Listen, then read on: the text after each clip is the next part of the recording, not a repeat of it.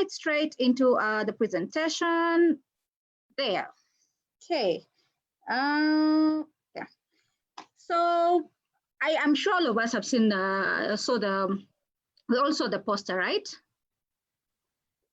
Yeah. Okay.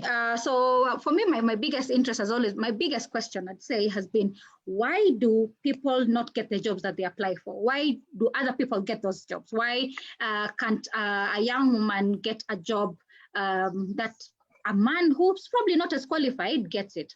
So this was something that it's been on my mind for a while. I actually think since just before I left the newsroom in 2016, I kept thinking to myself, there must be something either we're doing completely wrong about how we're packaging ourselves, or we have people who have learned the tricks and tips of how to wing it in this job application market. And so I set out, in addition to all the things that I've done, I set out just to learn to refine and define how to be a much better applicant and how to package yourself properly.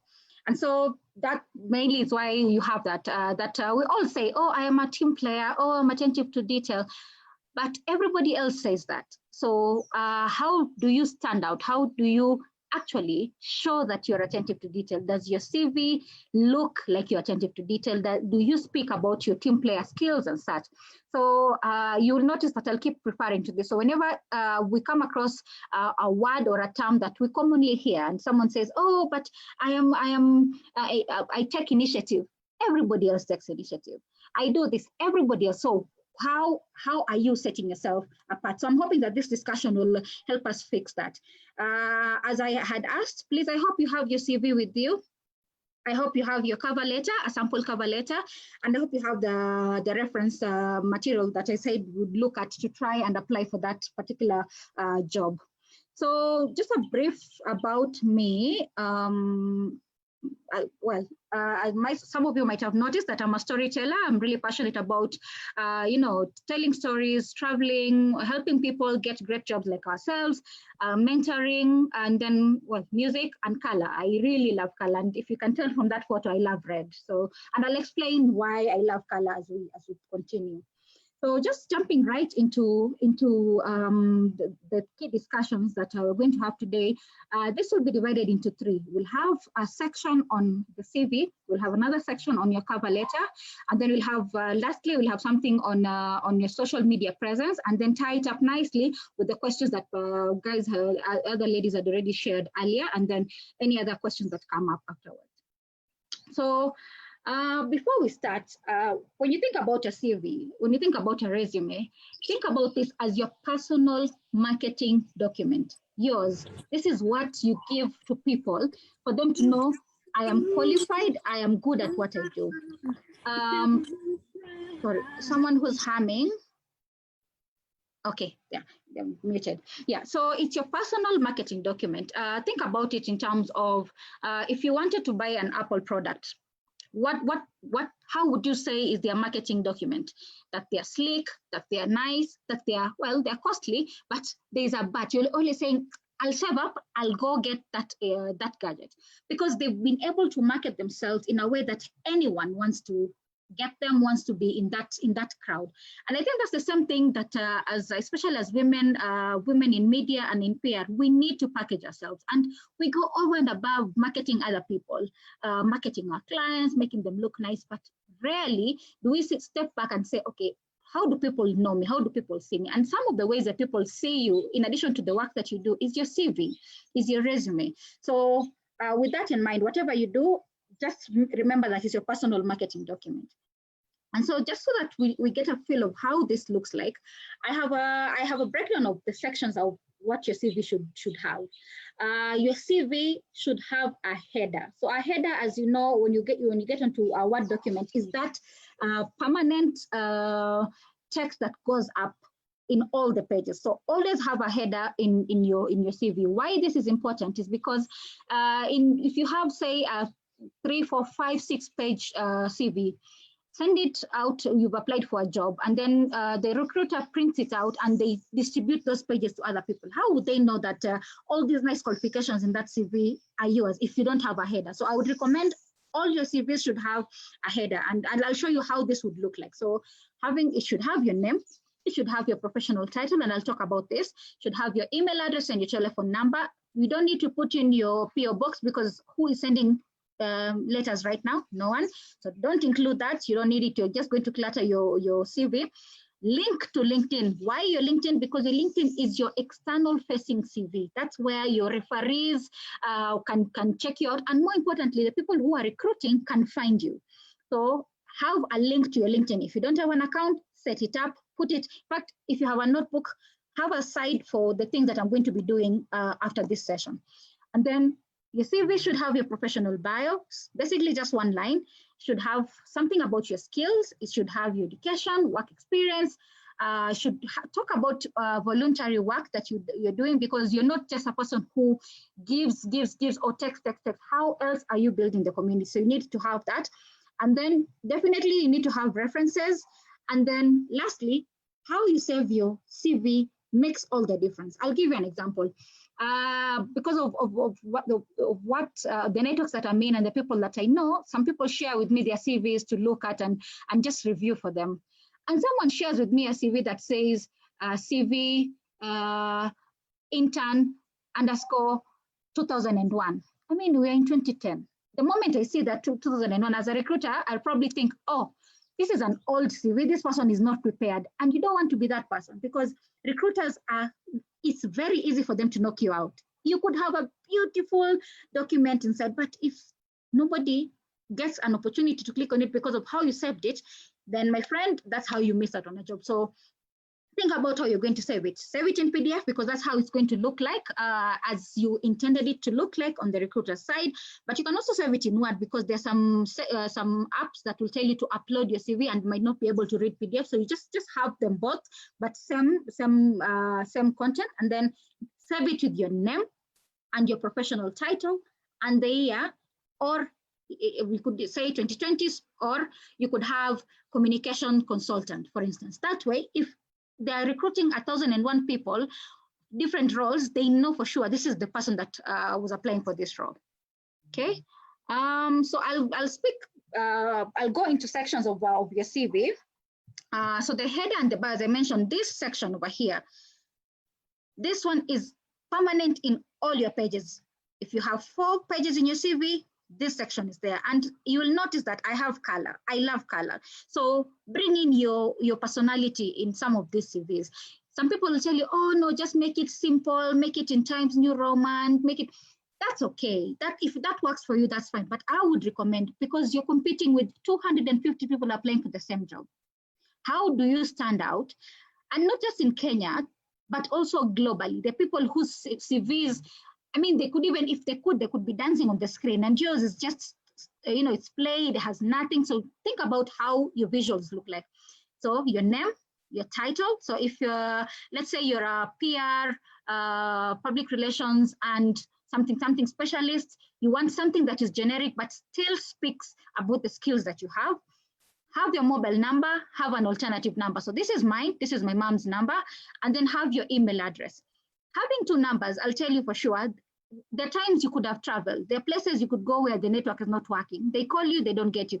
Once someone tried to call me, I think I had gone for work, I was in Dhaka or someplace, and they tried to call me, they couldn't find me. My mom's number was there. So they got hold of her, and my mom found me on WhatsApp, and then, so basically have an alternative number. So if you only had one, add another one, someone who can reach out to you in case of anything.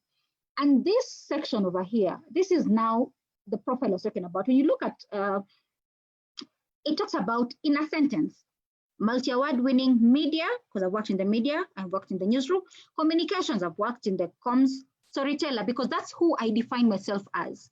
I define myself as a storyteller. You could describe yourself as a visual storyteller or whichever. So find a sentence that we will hold on to and we'll use as we go on in this discussion.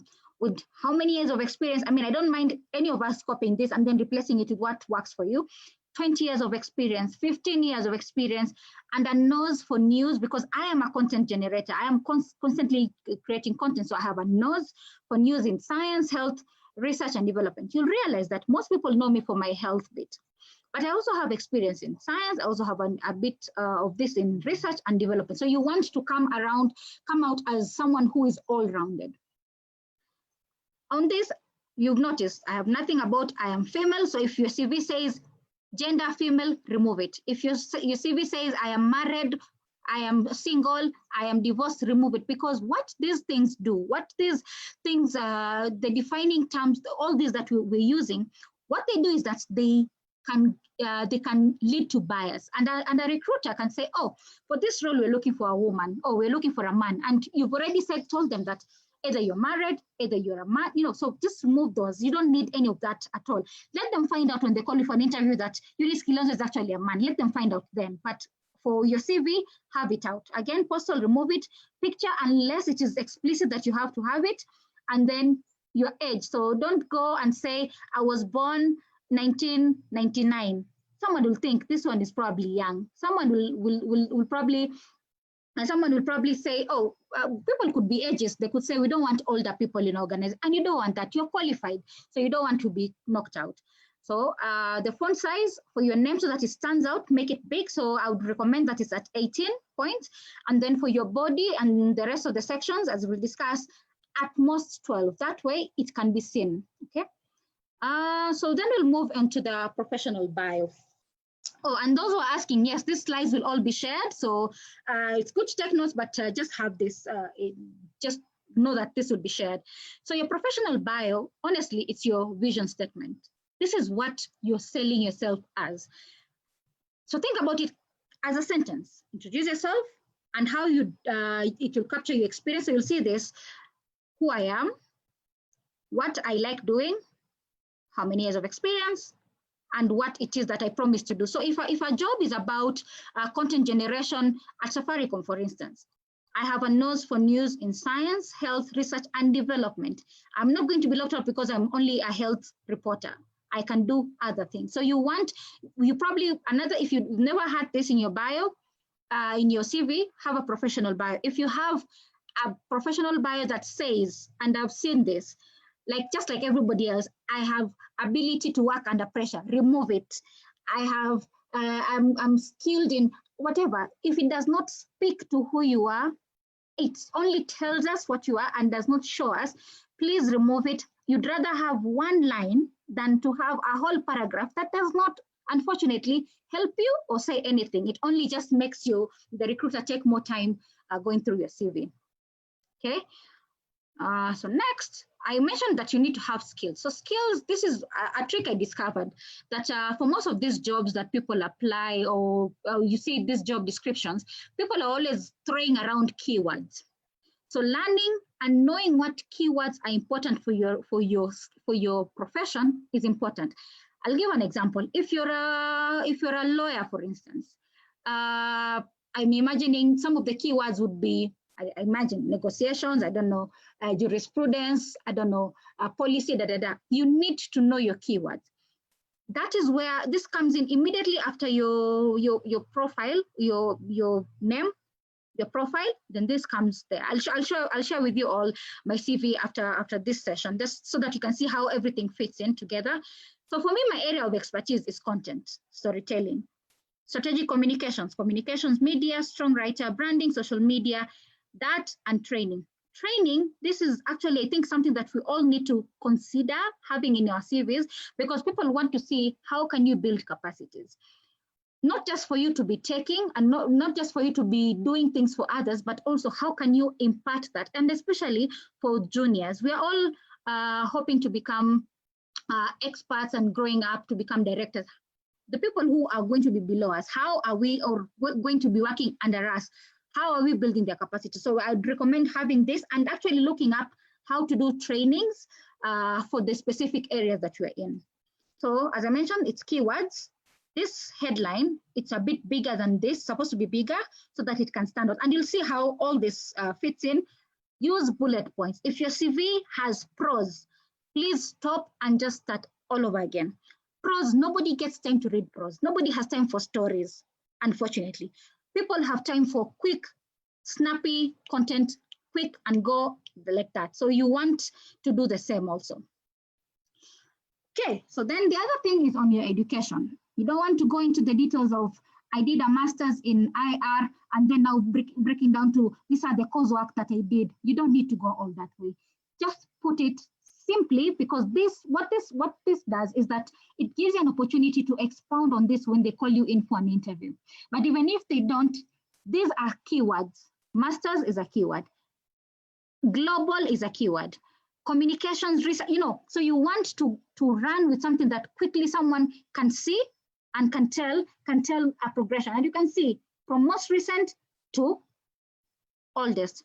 Do not have, you did your KCP. I don't have anything about my high school because it is assumed that if you're doing your uni, you've done high school, you've done KCP. So if you have anything on KCPE, KCSE, please remove it. You might have been in the newspaper as the best student, yes, congratulations for that, but we do not have space for that. Sorry, for some people this may sound harsh, but for recruiters, they do not have time for them to celebrate with you and for them to say, oh, that was a good KCP student. No, remove it. So straight up, and don't state the obvious. Yeah, maybe my profile has all this. Maybe yours just has a bachelor's and a diploma, and that's okay. And I'll give you a trick of how you can place your education in such a way that it does not take away from all the experiences that you've had.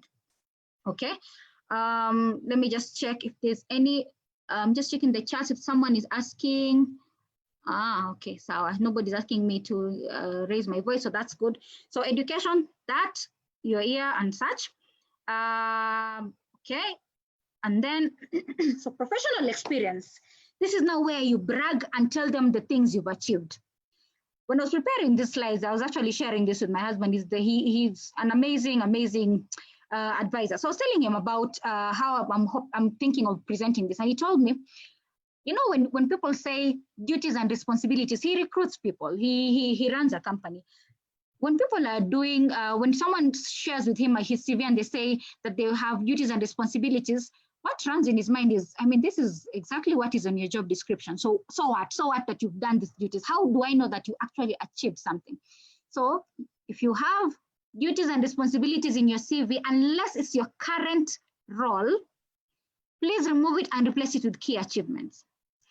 What this tells the recruiter is that you can do work. You are called to do X, you've done X. So replace that with key achievements. And this is just a snapshot of some of those experiences that I have something on UNEP. I haven't put in my bit on Safaricom yet. So this is where I went, where I worked, UNEP. When was this? So you need to have it, you see it's standard here all the way. Social media consultant, this is what I was doing.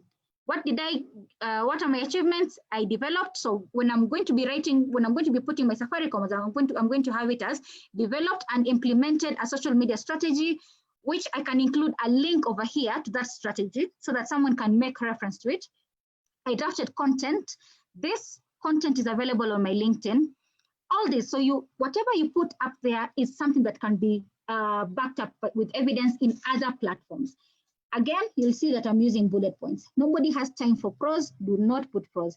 And then grammar, semicolons. You need to be, if you're going to say that you're attentive to detail and we cannot see full stops where they should be, like me here, I haven't put my full stop, then I'm not attentive to detail. I'm simply, I simply just wrote and was like, yeah, I'm going to edit this. So always edit.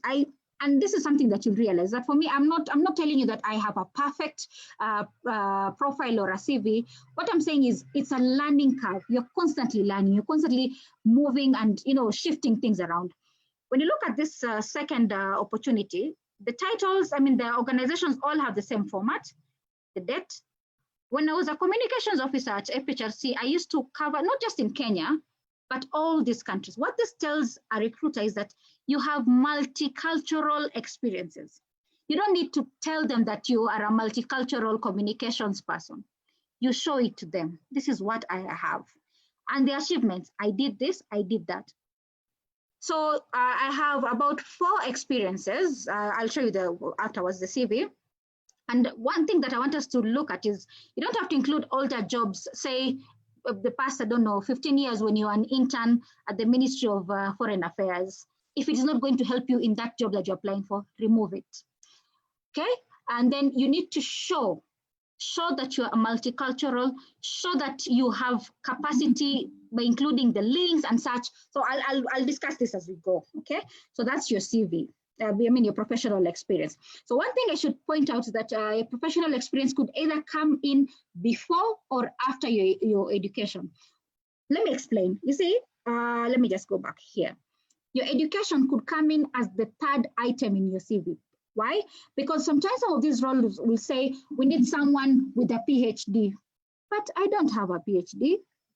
I have a master's. And probably someone will say, even these masters, we don't have much experience on it. What I would advise, if you're applying to a job where the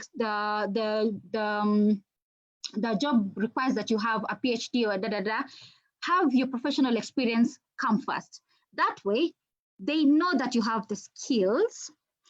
And then when they're like, oh, let's look for something to knock her out, then they say, oh, but still, she has the experience. So you have a foot on the door. You want that foot to stay there and for them to open the door and let you in. So you can always interchange them. Okay, so that's professional. And then voluntary, this is just I took a snapshot of this from my CV. Let me just check if the okay. Yes, I agree. Some of us are saying you've been understating your professional experience. Yes, you have. Okay, I'll also speak to the people with no experience. Okay, I'll discuss that anyway.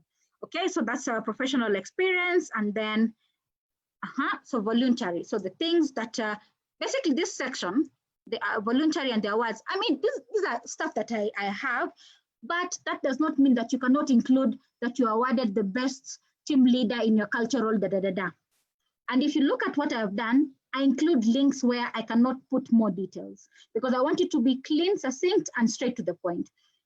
That which you want someone to remember, again, keywords, script, someone will think, oh, content, global health contributor, journalist, content, guest writer, you're giving back, editorial, content. So you need to find your keywords and highlight them. So I'll give an example, like this is a role that I'm volunteering at.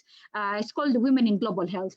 So it's an organization of women who are passionate about global health. And so they were looking for people to support them in comms. And for me, for the life of me, I knew it would take time.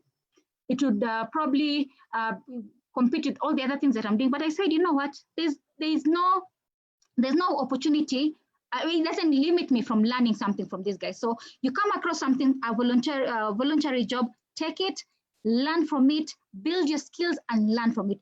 This will be important, especially when you're applying for a job that either needs you to have certain kinds of experiences or they need you to have certain networks. You can always say, I'm a member of this or I know this guy. So voluntary, if you don't have it in your CV, add it, something that you want to bring on board. Same for awards, everything has to be in order in terms of year all the way to all that stuff. Lastly, you need to, if you say you're a writer or you say you're a journalist, what proof do you have? Include links to the publications. MacRack, this is available for all journalists. So if you're a journalist, you automatically have a MacRack account. So if you didn't know, now you know, look it up, find it, and log in and find out about how people are seeing you online. And then if you've done a journal, if you've done your master's, your bachelor's, and your thesis is available online, have it there. That way, it's a publication in its own right. And you need people to know that in addition to all these other things that she's done, she can also do research. Because again, the job market now is looking for people who it's almost looking for people who are superstars. They're looking for someone who can do graphics. They're looking for someone who can do comms. They're looking for someone who can do research. You don't want to be locked out because you don't look like that person. So include that bit. References, have 3 references. Have their name, have their title, have their email and mobile number. If you have their PO box, fax, whatever, remove it. Nobody's sending faxes now. People are sending emails. You want someone to get in touch with your references quickly.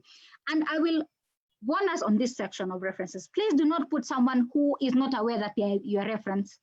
Someone who will be called and they'll be told, oh, we got your email from Eunice Kilonzo and she said that you are a referee, and that person says, I do not know her, or they do not respond.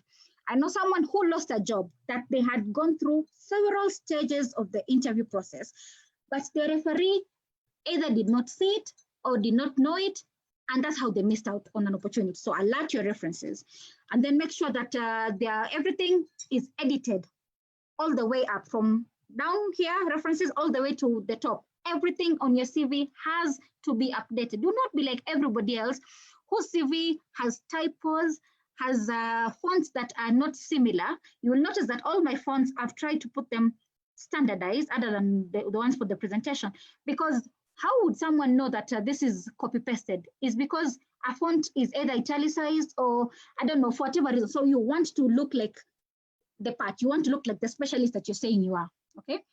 So with that, let me see if we have any more charts, and then I can show you.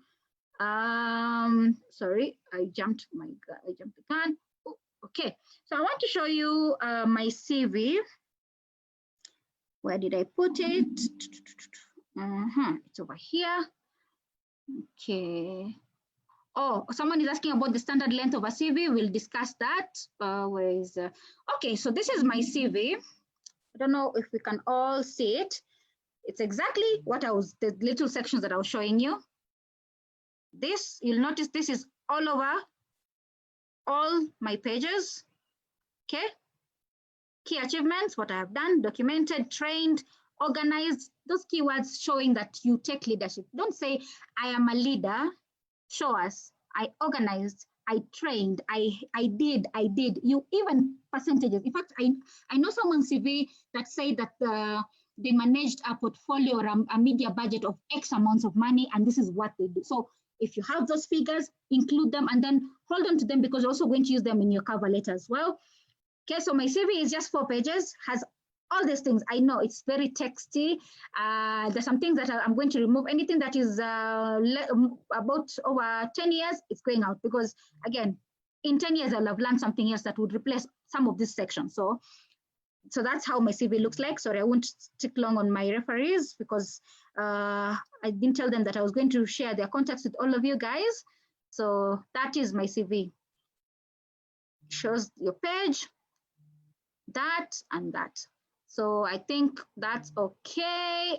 Let me see if we have anyone asking. All these questions, we'll answer them at the end. Someone is asking, why is it important to have the volunteer work in the CV? Because it shows that, 1, you take initiative. 2, it shows that you can do much more beyond just work stuff. And also, by volunteering, you're going to learn new skills. I'll tell you, I'll give an example. When you look at my CV, let me see. And okay, here, my voluntary work. As I mentioned, so this is voluntary, communications volunteer. I just do newsletters for women in global health. If anyone is interested in global health, please look them up. An interesting organization. They do a lot of work. I volunteered to do a script for this organization, the Deaf Outreach Program. I volunteered. By volunteering, you're building your skills in writing. Like the presentation that I'm doing right now, I'm doing it from Canva, a skill that I didn't know when I was living in the newsroom, but I learned because of some of this voluntary work over here. Because someone will tell you, oh, Eunice, can you design for us an infographic? Okay, I'm a comms specialist. How do I do it? Go onto Google, infographic applications or softwares. I found Canva, which is, by the way, if you don't know how to use it, please go in, it's free.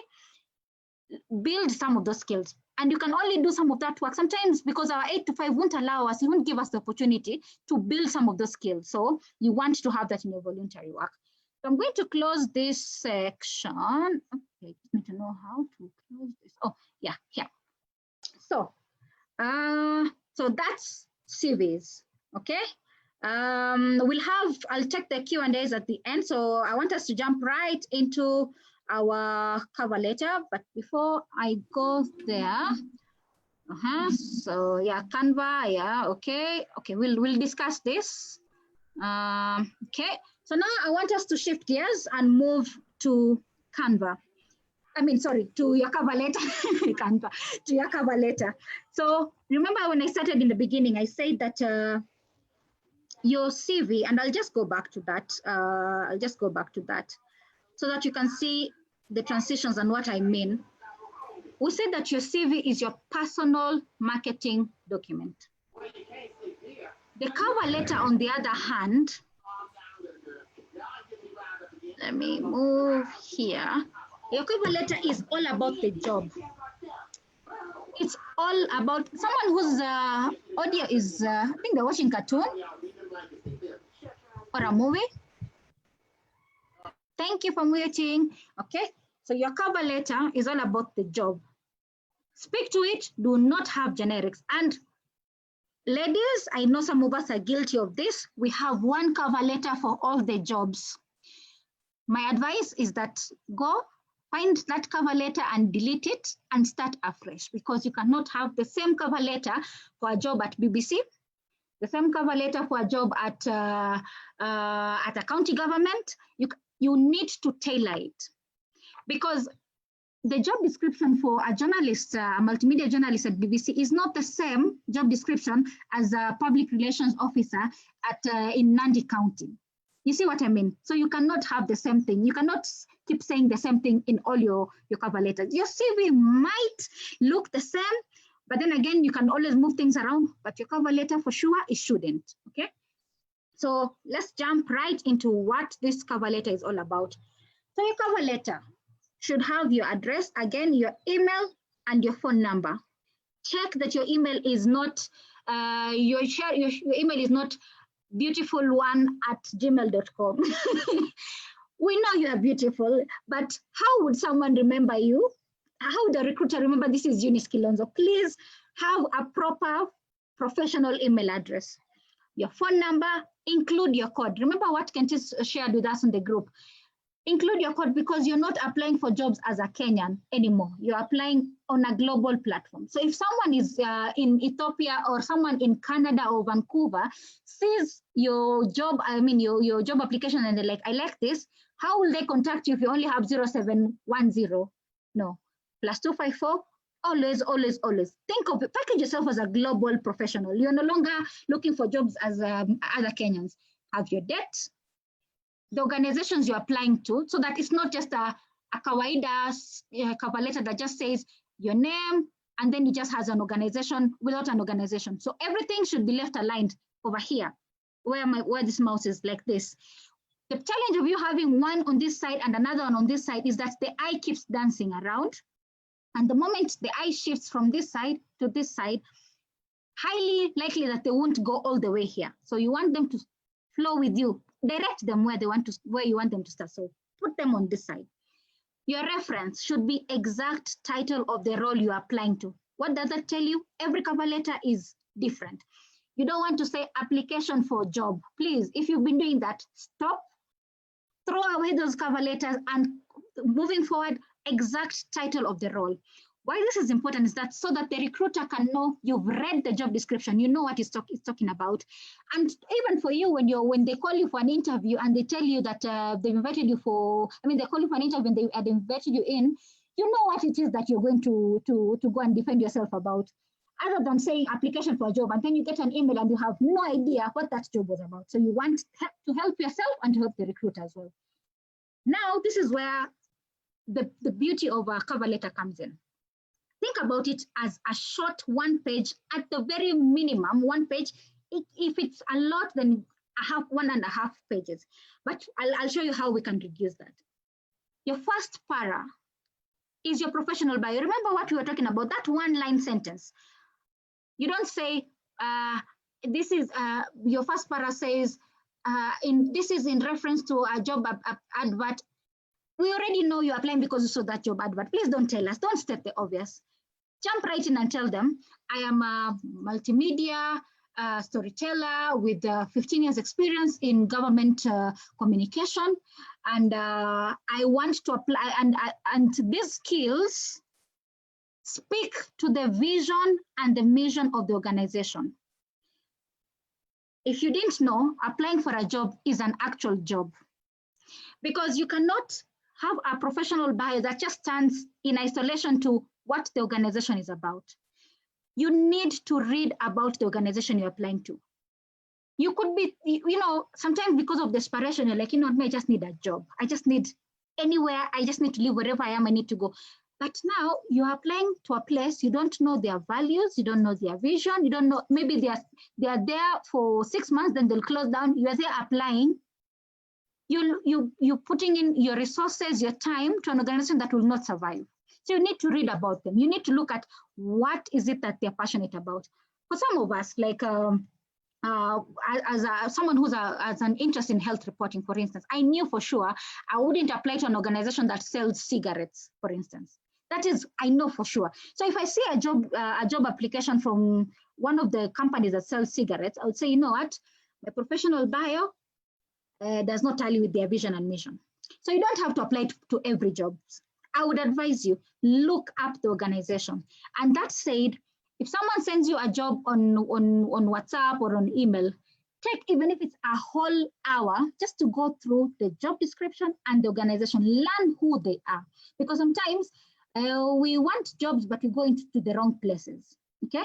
So it should speak. So you could say, I'm a multimedia, and my skills in storytelling will go a long way in supporting your mission to, I don't know, to expand to the private sector, for instance. If you're planning to say the World Bank or IFC or so, you need to speak to them. Then the para that comes after that, it should answer the job description almost step by step. So if the job description says that you're looking for someone who can do newsletters, how are you qualified? Have you done newsletters before? So how do you show that you are qualified to say, I have in my current role, I produce a monthly newsletter that goes out to X number of people, and some of the content include XYZ. This will be pivotal in making newsletters for this job. You see, you're marrying what you have and what this gets, because this cover letter is not only about you, it's about those guys, okay? So the role is a reference to your experiences and other self-taught skills. And this is where your voluntary thing is coming. Self-taught skills. And for those of us in this meeting, if you are in the newsroom, as a journalist, your job, your main task was go get a story, bring the text. Photographer is someone else. Someone who does the sub-edit is someone else. Someone who does the design, someone else. But when you come out here, for those who do not know, you need to have all the skills. You need to be able to take photos. So if you never knew how to take photos while you're in the newsroom, when you go out, when you're doing those voluntary works, when you're volunteering to YMCA and such, do you volunteer to take photos? Those self-taught skills are what are going to make a difference between you, who has those skills, vis-a-vis someone, just like everyone else who says, I am qualified. You won't get that job. Because now, how sure are they that you can actually hold a camera or you can do design? So design, Canva is your friend. Please, if you have a place where you're writing the things that I've learned from Eunice today, Canva is write it in caps even. You want to know how to do designs on Canva. Editing, this could be editing videos, this could be editing your grammar. And for editing, another free online app, Grammarly. My dear sisters and my dear friends, this app, Grammarly, gives you an opportunity for you to clean up your text so that you don't end up with commas in places that they shouldn't be. You don't end up with, with things that look like you're not so sure what you're saying. Okay. Again, show the impact of your skill. So I did 50 newsletters. The impact. Don't tell us. Show us, because you could easily say I did newsletters, but you can show us that you did 50. You quantify your experiences and your skills. So that's para 2 and 3. Para 4, you're going to pick something from the organization. Again, goes back to you need to know the organization you're applying to. If you're applying to Ministry of Foreign Affairs, what in that ministry are you passionate about? That you're looking, or you might not even be passionate because you probably don't even understand because you are an outsider, but what do you look for to learn more about or to work in, and link that to your professional bio? What this tells the employer is that you have read about us and you like us. You might not like them, maybe you're only desperate, or maybe you only like them because of what you've had other people say, but it speaks to them. And this is where para 4, Mark, para 1, you've spoken about them. If we just go back, para 1, you've talked about them here. Para 2, you still talked about them here. Para 4, you're still talking about them here. And then give thanks. Thank you for your opportunity, and end when you're signing out warmly, yours faithfully, or whatever. Please don't include all your names. Just include Eunice.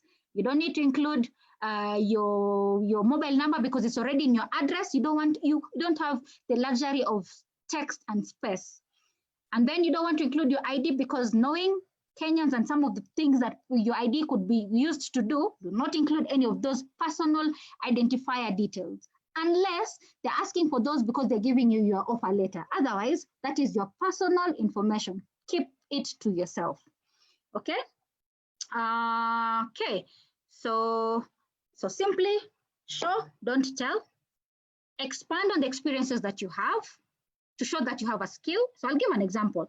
It's much more impactful to say you supervised interns, assistants, designers, or you are the lead in a XXX project than it is simply to state that you have leadership skills. Everyone says they are leaders. Everyone. We were prefects at some point. We were monitors. I don't know, you're the firstborn or whatever. We all have those leadership skills. What I'm saying is you are competing in an extremely competitive environment. You need to show people that they need to have you on their side. Again, how you save it, PDF, preferably, or Word, your name, your full name, Eunice Kilonzo _ media and communication specialist _ 2020, or the job title. And then you could say _ I don't know, BBC multimedia, So then it's very specific. If someone is to Google this, and when you apply this and they're searching on their search button for communication specialist, guess whose name is going to come up? Yours. Not PDF, not CV or cover letter, new, 2001. Stop. Have a proper way so that someone can find you, okay? Okay, up to that point. Okay. Let me see if is there anything that people are asking.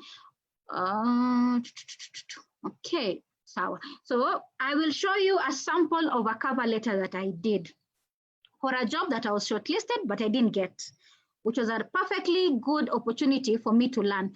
So I just need to find where that, here. So I applied for a job at IFC. See how, can you see this? I don't know if you guys can see. Okay, I guess you can see. My name, organization, role, okay? My name in bold. We can't see Eunice. Sorry. Oh, you can see it. Oh, yeah, we can't see. Okay, let me see. Okay, alternatively, what I can do, let me see if let me just download it and then I can, wait. Can you can't see anything now? No? Okay, let me see. No, we still can't see. Okay, so let me just download this and then I can get it to you in a second. Yeah, it's because it's your PowerPoint presentation that is still on. Oh, that you can see. Oh, yeah. Okay, sorry guys. So this should be opening. Let me, okay. Okay, we can see it now. Yes. Okay, now we can see it. Okay, so yeah, what I was saying, my name, email address, phone number with the code, Nairobi, Kenya. I don't have a PO box. Shouldn't have it, at least not at this point. Unless you're doing your contract, then now you can include all those other details. That the organization that I was applying to, dear hiring manager, the exact title of the job. This was something that I did in December, but progressively in all the other applications that I've done, I no longer have my name here because it's already here. So I go right in and I say, I'm an award-winning Talking about the organization, I'll be a great fit to amplify the work that IFC does with the private sector because of that and because of this. I have links here, talking about how I'm a comms, then I was a comms officer here, linked to that organization, linked to the program that I was handling in that organization. Okay, so these skills that I'm saying that I have will be instrumental for this role, speaking to the organization. Wait, I'm seeing the charts are blinking. I don't know if people can see or not. Okay, so someone is saying, instead of saying dear hiring manager, dear sir, madam, but then again, you also, you don't want to, there's a lot of discussions around how do you refer to someone by their gender. So there's some people who, they probably are, you know, they say that they're not defined as being sir or madam. How do you navigate that? Because this job could go to anyone. So for me, what I think has worked, and I learned this also from one of my mentors, let me just try and get it, is hiring manager is gender neutral. Doesn't have sir, madam, doesn't have that. So you're playing it safe. You're playing it safe. Okay, so again, speak to the organization, what they want. So all these bits are basically just sections from the job description and how I speak to it. And then, so I said I honed my writing from that organization. And then you can go ahead and give more details. You'll notice that this particular one is almost a page and a half. So these are sections that you can remove. There are sections that you don't really need to have. So you can delete that. And then you can talk about, if it's a global organization, they're looking for someone who has, beyond your country, what have you done anywhere else, okay? I'm I'm keen to bring on board my skills to support. This was explicitly mentioned in the job. They're looking for someone who can tell compelling and creative stories about the brand. So turn it around to fit you, and then close it with them to amplify the critical. So all this I've said is to amplify kind regards, Eunice. End of story. Eunice, if I want to follow up with Eunice, her number is here, her email is here, I can do the follow-up with her. Okay, I hope that is clear. So about this job, I applied, I did a bunch of interviews, I didn't get it, but I learned a great deal about, one, applying for IFC, because again, us guys, and we're no longer Kenyan professionals, we are global, and I hope each of us moving forward, we benchmark as such. Do not sell yourself short. Do not say, you know, me, I've only been in Kenya. And what stops you from trying out anywhere else? So that's my challenge to you. That don't think that you only have to apply for Kenyan jobs. If you see anything that is good elsewhere, please apply. Okay, I'm seeing the charts are blinking. Okay, now, so that's Eunice. So, yeah. Maybe with the chat here, probably something I can easily say so that maybe you can talk about it. This is what we're discussing, or rather one of the things that I commented here, I don't know, but also Jen, the lady who will be taking us from a HR perspective and waiting to see what our HR or hiring managers are looking for is also in this chat. And I stand guided when it comes to writing the cover letter, because I'm thinking with every CV, you're tailoring your CV to fit the job description. Yeah, and you've literally almost said everything else that is within the job description, so that your CV says everything that has been described there, maybe within the bullet forms. So my take has always been that my cover letter is very simple. I actually have a 3-paragraph cover letter and simple to that. I believe that, and I'm always attached is my CV for more, for reference. I feel like, I see what you mean.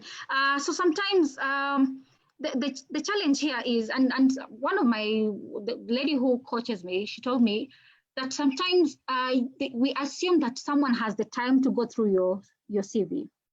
Sometimes they don't. Sometimes they only have your cover letter for them to decide what it is that you bring to the table. So sometimes your cover letter could be nice, yes, it could be very brief, but then the assumption is someone who did my CV, and if they don't, what happens? What happens to you? So you want to package yourself in such a way that your CV would still cover you for that job, but also your cover letter to a great extent. And that's why I was talking about having links that would give you additional information in your cover letter. That way, if someone does not see your CV, they still have met you somehow. You see, so and that's all you need.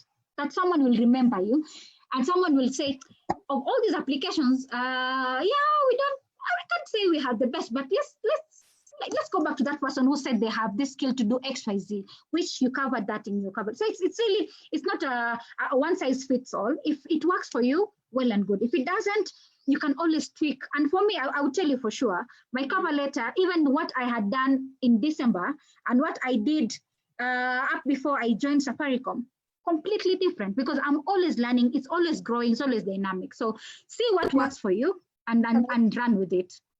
Can I put something there? Yeah. Yeah. I think what Eunice is saying is extremely important. Your cover letter is your opportunity to put in something that may be missing from your CV, maybe obvious from your CV. And cover letter is your first interview, literally, because the way you write it, because remember, you're a communication person. The way you write is already speaking to your interviewer to say, this is somebody who knows what you're doing. In fact, the days when I used to apply for jobs, one trick I used to use was this. Take the job specification. When they advertise, they say they need A, B, C, D. I make a matrix out of it. By the way, those who know are very scientific. I make, in fact, I call it the job fit. I call it the job fit matrix. So I take that matrix and I put on one side the various items that they're looking for. And then on the other side, I write why I am suitable. What makes me fit into that role. Then I would now pick that and put it in my cover letter. So I'll say that, so I'd be addressing whoever it is by telling them why I am a fit. In fact, I remember one particular application where I actually put that matrix there because it was so important. For me, it was so important that they see what I can do. So I rearranged I did the cover letter and had that matrix there that showed clearly why I am fit for that job. Because your CV doesn't say it. Your CV shows what you have done, and the people have to look through it to see, do you fit? Do you fit? But in your cover letter, that's where you show you're fit for the job. I couldn't have said it any better, for real. I mean, straight up. Yeah, that's true. Yeah. So maybe some of us have probably applied to so many jobs and we're not hearing from the recruiter. They are quiet, or you don't even know if they even got your application. I'll give you an example. When I was leaving the newsroom, 2017, I had applied. I had a folder called Side B. I still have it to date.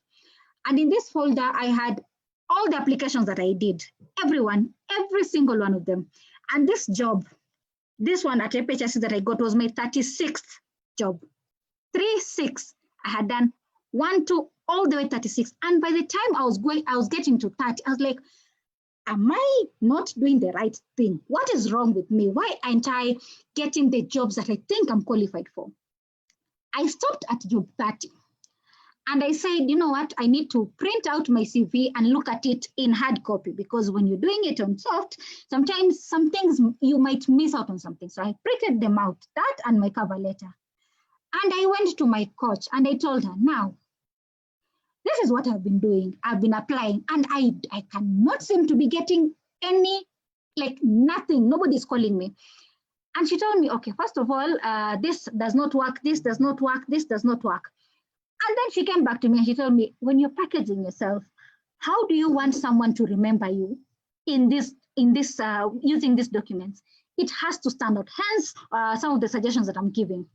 And after that, that was at application 30. I changed it. I looked up globally. Again, we are global professionals. So I looked up communications officer plus research organization, because I wanted to go to a research institution. So plus research institution. And I was not benchmarking myself with Kenyan research institution.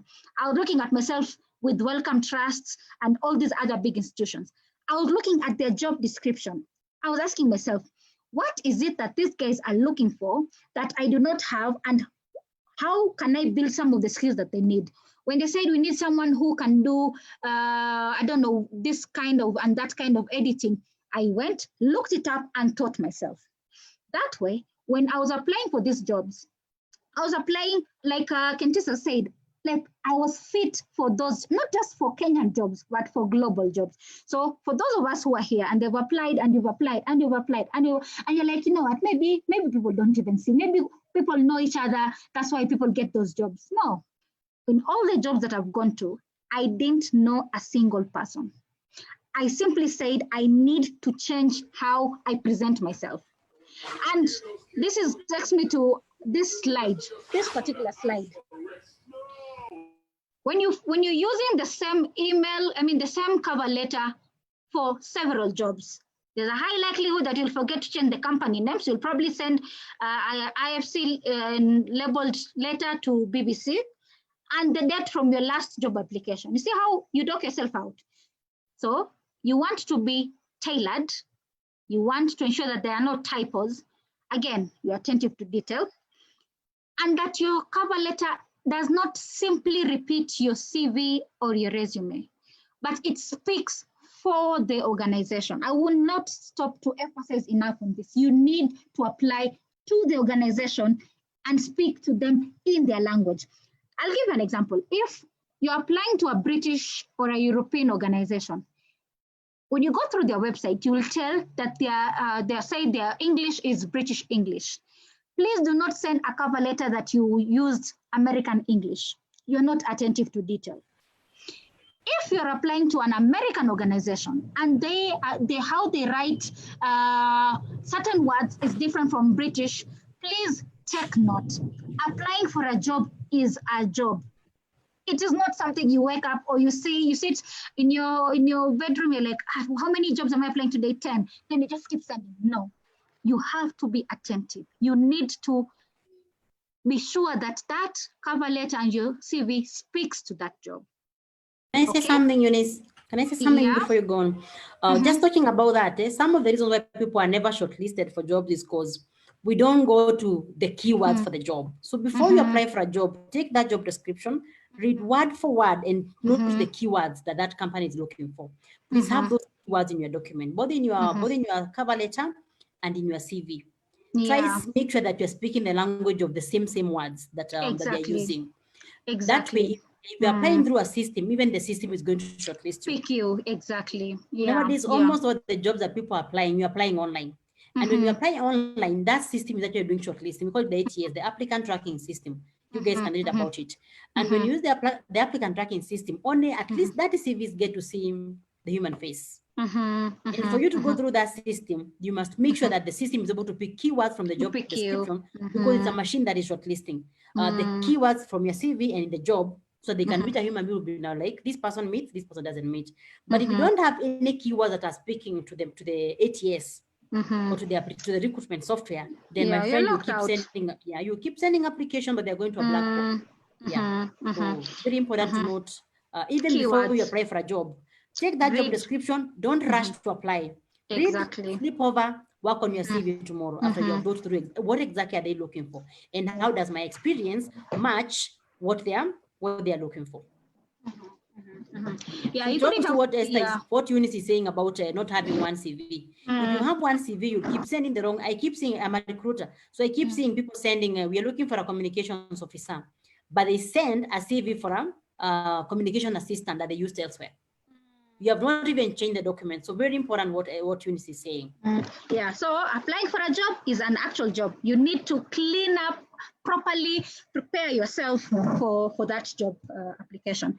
So now we're going to the last part of the presentation. I know people have been asking questions. We'll answer them after this section. And I promise you, this one is not very long. It's about social media. So now you know how to do your CV.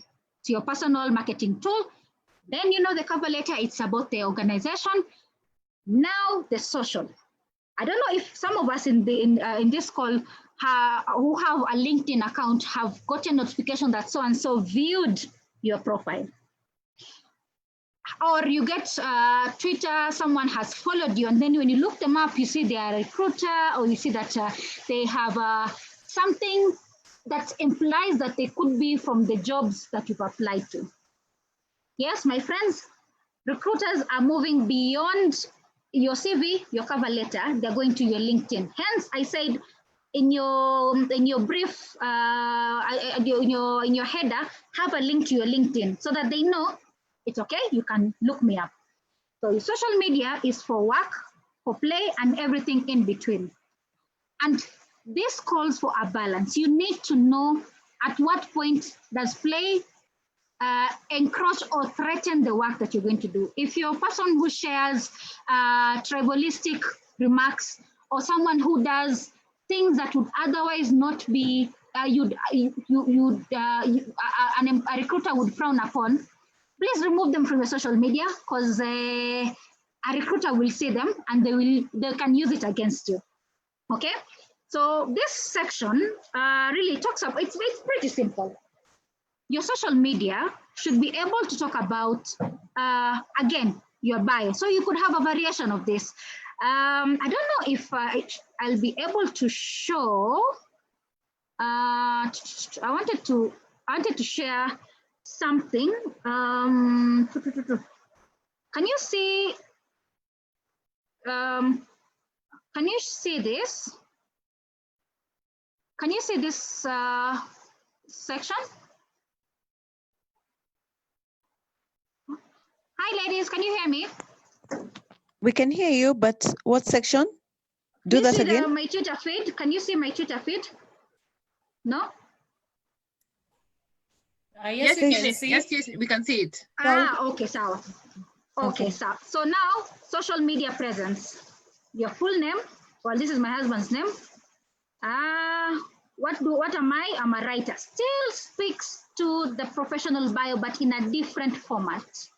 So your professional bio. So that's Twitter. You need to package yourself across the board the same way. Where have I worked? Who have I worked with? Which fellowship have I? You need to, if you have an egg over here for your profile, please change it, please update it. Look at what you share.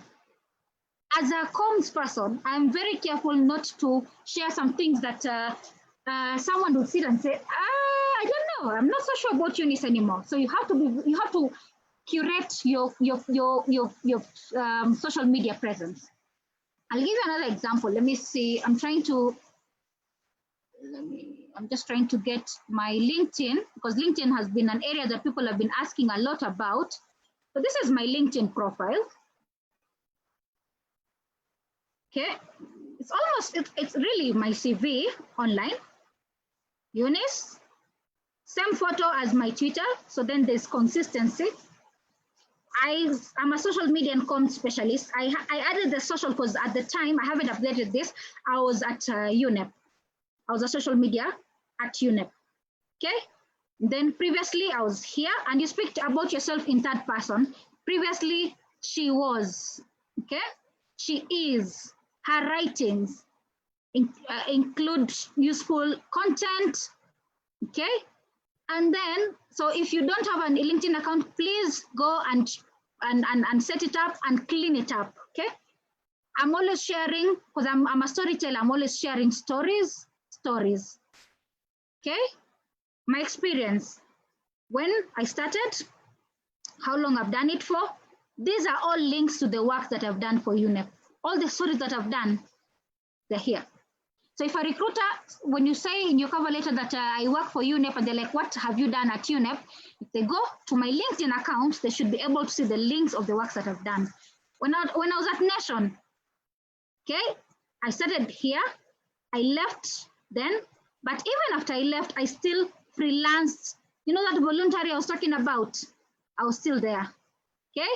And then school and education, and if it's education, this is where now you can bring in your coursework and and all these things and the courses that I did and XYZ and the course. I mean, basically, all these profiles are speaking in tandem. One is complementing another, one is complementing another, such, okay? And then the skills and So you want to have your social media, you want people to know what you're about on social media is the same as what they can see on their CV, what they can see on your cover letter and all other platforms. Again, don't show them that you are a communications expert if they cannot see it from your posts. If your posts have grammatical errors, or if you're not sharing stuff that speak about your qualification and your skills.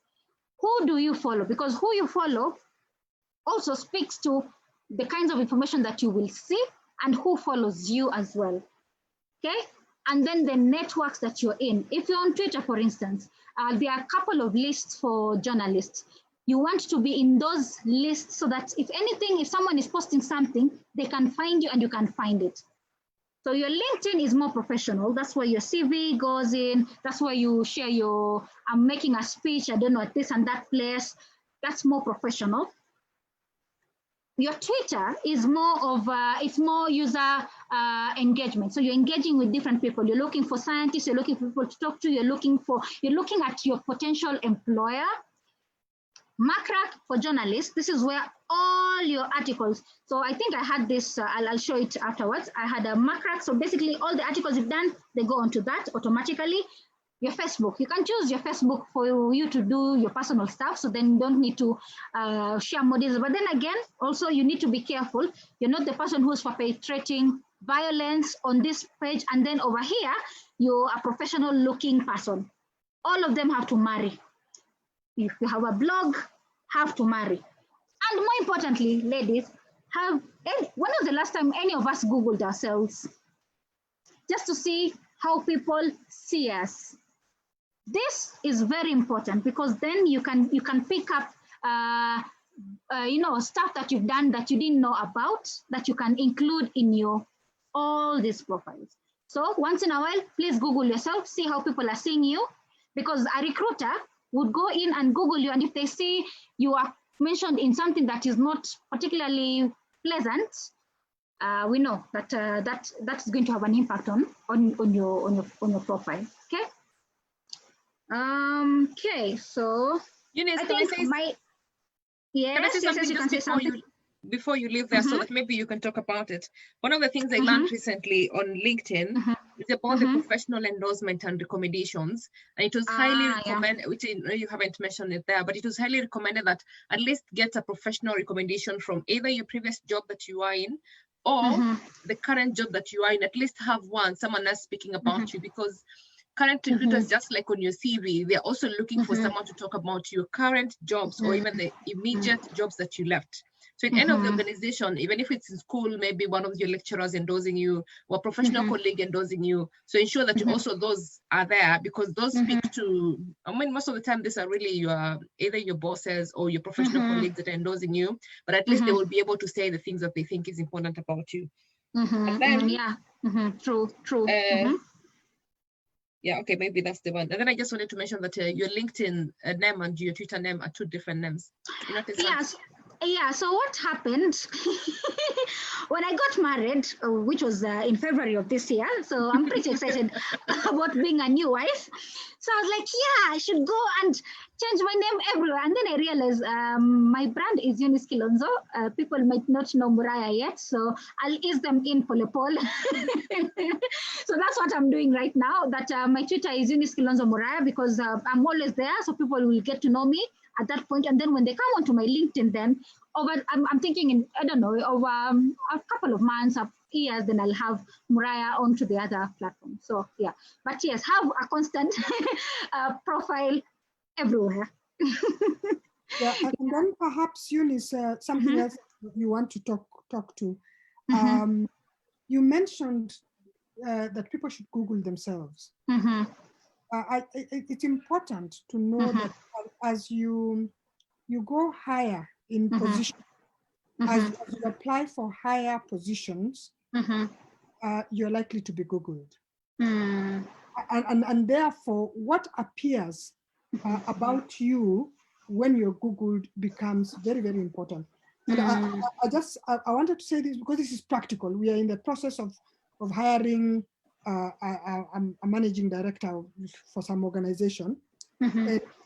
And when we Googled this fella who is being shortlisted, they did an interview somewhere, and then this fella was asked, you sound like the kind of guy who has friends who are in their 60s.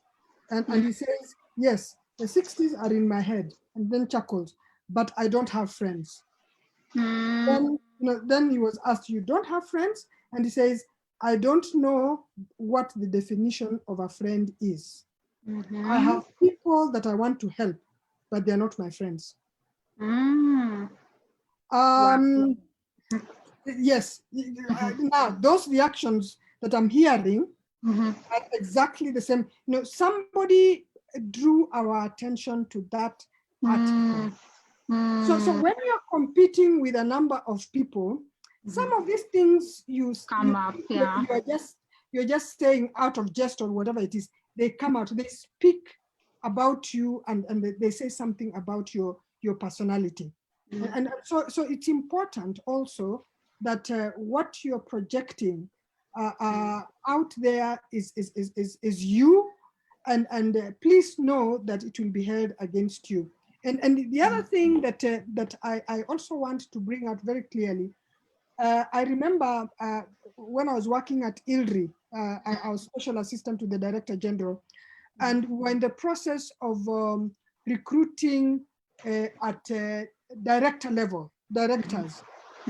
And trust me, we put aside the references that were in the candidates CVs. The references that the candidates gave us, we put them aside and called the organizations that they had worked in and spoke to their bosses there. This is so important because we were hiring at such a high level. We did not want to take chances with the personality that we were hiring. And so we are communications people. And remember, we always say that image is you inside out. So don't imagine that you're going to have a certain personality on one hand and flower your CV and you'll just go through and get jobs. As you go higher in your level, your image, your internal self precedes you. And so you'll be shortlisted, and after the shortlist, people go beyond the referees that you have put on your, and perhaps Jane could speak to that. Thank you. But Kentis, is that ethical thing to do? Yes, it is. Because you worked there. Can I say something? Yes. Actually, this is not just for high-level staff, because you know most of the time people use their friends as references. Yeah. There are times, so when you're recruiting, there are times that even people send you your own references to fill and send, but then send them back to them for them to send to the recruiters. So most of the times we have turned down people that actually did very well in the interviews, but because of their reference check, we can't proceed. So what happens? Patient just asks if that's ethical. What we do before reference check, we actually tell you that we are going to do other background checks for us to be able to bring you on board. And part of it is that's getting in touch with the people that worked with you before. It doesn't have to be a line manager, but at least, confirmation. People are about everything, including salaries nowadays. So sometimes people have to just go ahead and verify and get to understand for sure, did this person do ABCD? And in terms of social media, if there's something that you feel already is on your pages that might actually show you in bad light, go ahead and delete it. Yeah. So it's one of those things that we always check. We want to see this person. And then yesterday I was looking for a communications officer. And part of her work, what she does, wherever she works, is social media management. And then I just checked online. and the page was last updated in 2018. So I'm asking her, so how come you're in charge of this and it was last updated in 2018? So again, the things that you put in your CV, if you have a job and that is your work, please do it well. Because you're in communication, you guys are in the public. Your work is about, it's in the public. So if you're doing a job, do it well, because it's not just about the CV and what people say about you. Some of the evidence is actually online, like Eunice is saying. We'll just check and be like, so how are you doing this? Yeah. I wouldn't have put it any better. What your presence, your profile, it cuts across. So you want to package yourself in a way that someone, without a doubt, will say, you know what, this is someone we need to have on our team. You might not get even the job that you applied for. You probably even be told, actually, we think this would have been a much better fit for you than what you had applied for. So you want to put yourself in a place that recruiters are even fighting to keep you if there's something like that. And it's possible. It's very, very possible. It's just how you package yourself, okay? So what I'm going to jump into now is some of the questions that some of us had shared. So I'll just answer these, and then we'll continue with those that have been shared on the chat. So if you have any more questions, just include them on the chat. So someone asked before this, what do I include in the body of email? You've attached your cover letter, you've attached your CV. So what else? You've attached, I don't know, your certificates or What I would advise for you to include in the body of your email, keep it short. What I usually do, I try to make it as personal and conversational as possible. So if the email address that you're supposed to send a job application to has a name, send to Kate at that. I'll write, dear Kate, or hello Kate, greetings from Nairobi if it's an international job, because again, professional, we're global professionals. Greetings from sunny Nairobi or something like that. My name is Eunice Kilonzo. I came across this job, and here is my application. In this email is my CV and a cover letter. But just to get a bit more about who I am, you can check out my LinkedIn. So include my LinkedIn account link, or my Twitter here. I tweet at this. I look forward to hearing from you. Simple. This is almost like a handshake. You've met someone for the first time. How do you say hi to them so that your CV is not find attached? If they don't see find attached, if they Google, because I imagine they are getting 250 applications. How would they know that you're applying for this job? So in that bit of the body of the email, I'll say I came across. I'm applying for the role of comms specialist, for instance, at your organization, so that in the event that they have to Google or they have to search in their mails, comms assistants, comms specialists, comms they can quickly pick you up. And you also want to remind them that Eunice, comms assistant, Kilonzo, media specialist. You want them, it's your brand. You're constantly packaging yourself to them. Okay, so that's what I would recommend. That's what I've used, and it has helped, because then that's an opportunity for you to include your social media, those that you want to share, like your LinkedIn or your Twitter, and my blog is this, and then just very simple, and a simple email. Okay. The other question was, but I don't have a degree or a master's. How do I go about it? What I would advise, start off and talk loud about your experiences. I don't know if you've noticed, but in my cover letter, I don't talk anywhere about my university qualifications, because that is not what the organization might make reference to it. I could include it, but I don't have to, because otherwise it will look almost the same as my CV. So if you have, say, a diploma and you're like, man, I'm going to be kicked out because these guys are looking for someone with a bachelor's, what I would recommend, go big on your experiences. Talk about the trainings that you've done. So you've done a training in data journalism with, I don't know, Stanford, Include that there, so that it will be in lieu of. You do not have the master's, but you have 15 years of experience, and then you have these kinds of trainings. And you'll see this a lot with some of the UN jobs. Some of the UN jobs will tell you that, and ladies, as global professionals, go to the UN site and apply for those jobs. UNEP job, I just applied for it and I got it.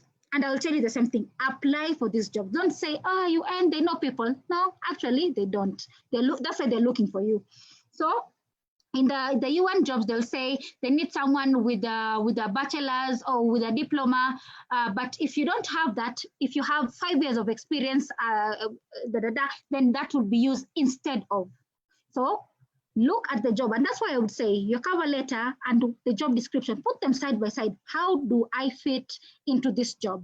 So that if you don't have a PhD for a job that is looking for a PhD, but you have a master's or you have another degree, but you have 20 years of experience, then it should cover you. But that said, that does not mean that a recruiter will not kick you out because you don't have the qualifications. But it doesn't hurt for you to package yourself with what your competitive advantage is. So if it is your experiences vis-a-vis education, run with it, tell that story, tell it and package it well. Okay. How to develop content to build my brand on social media. So we said that your social media complements your CV, your cover letter and such. So for me, I'll give an example. For me, I'm always sharing information on health, on science, on development and storytelling.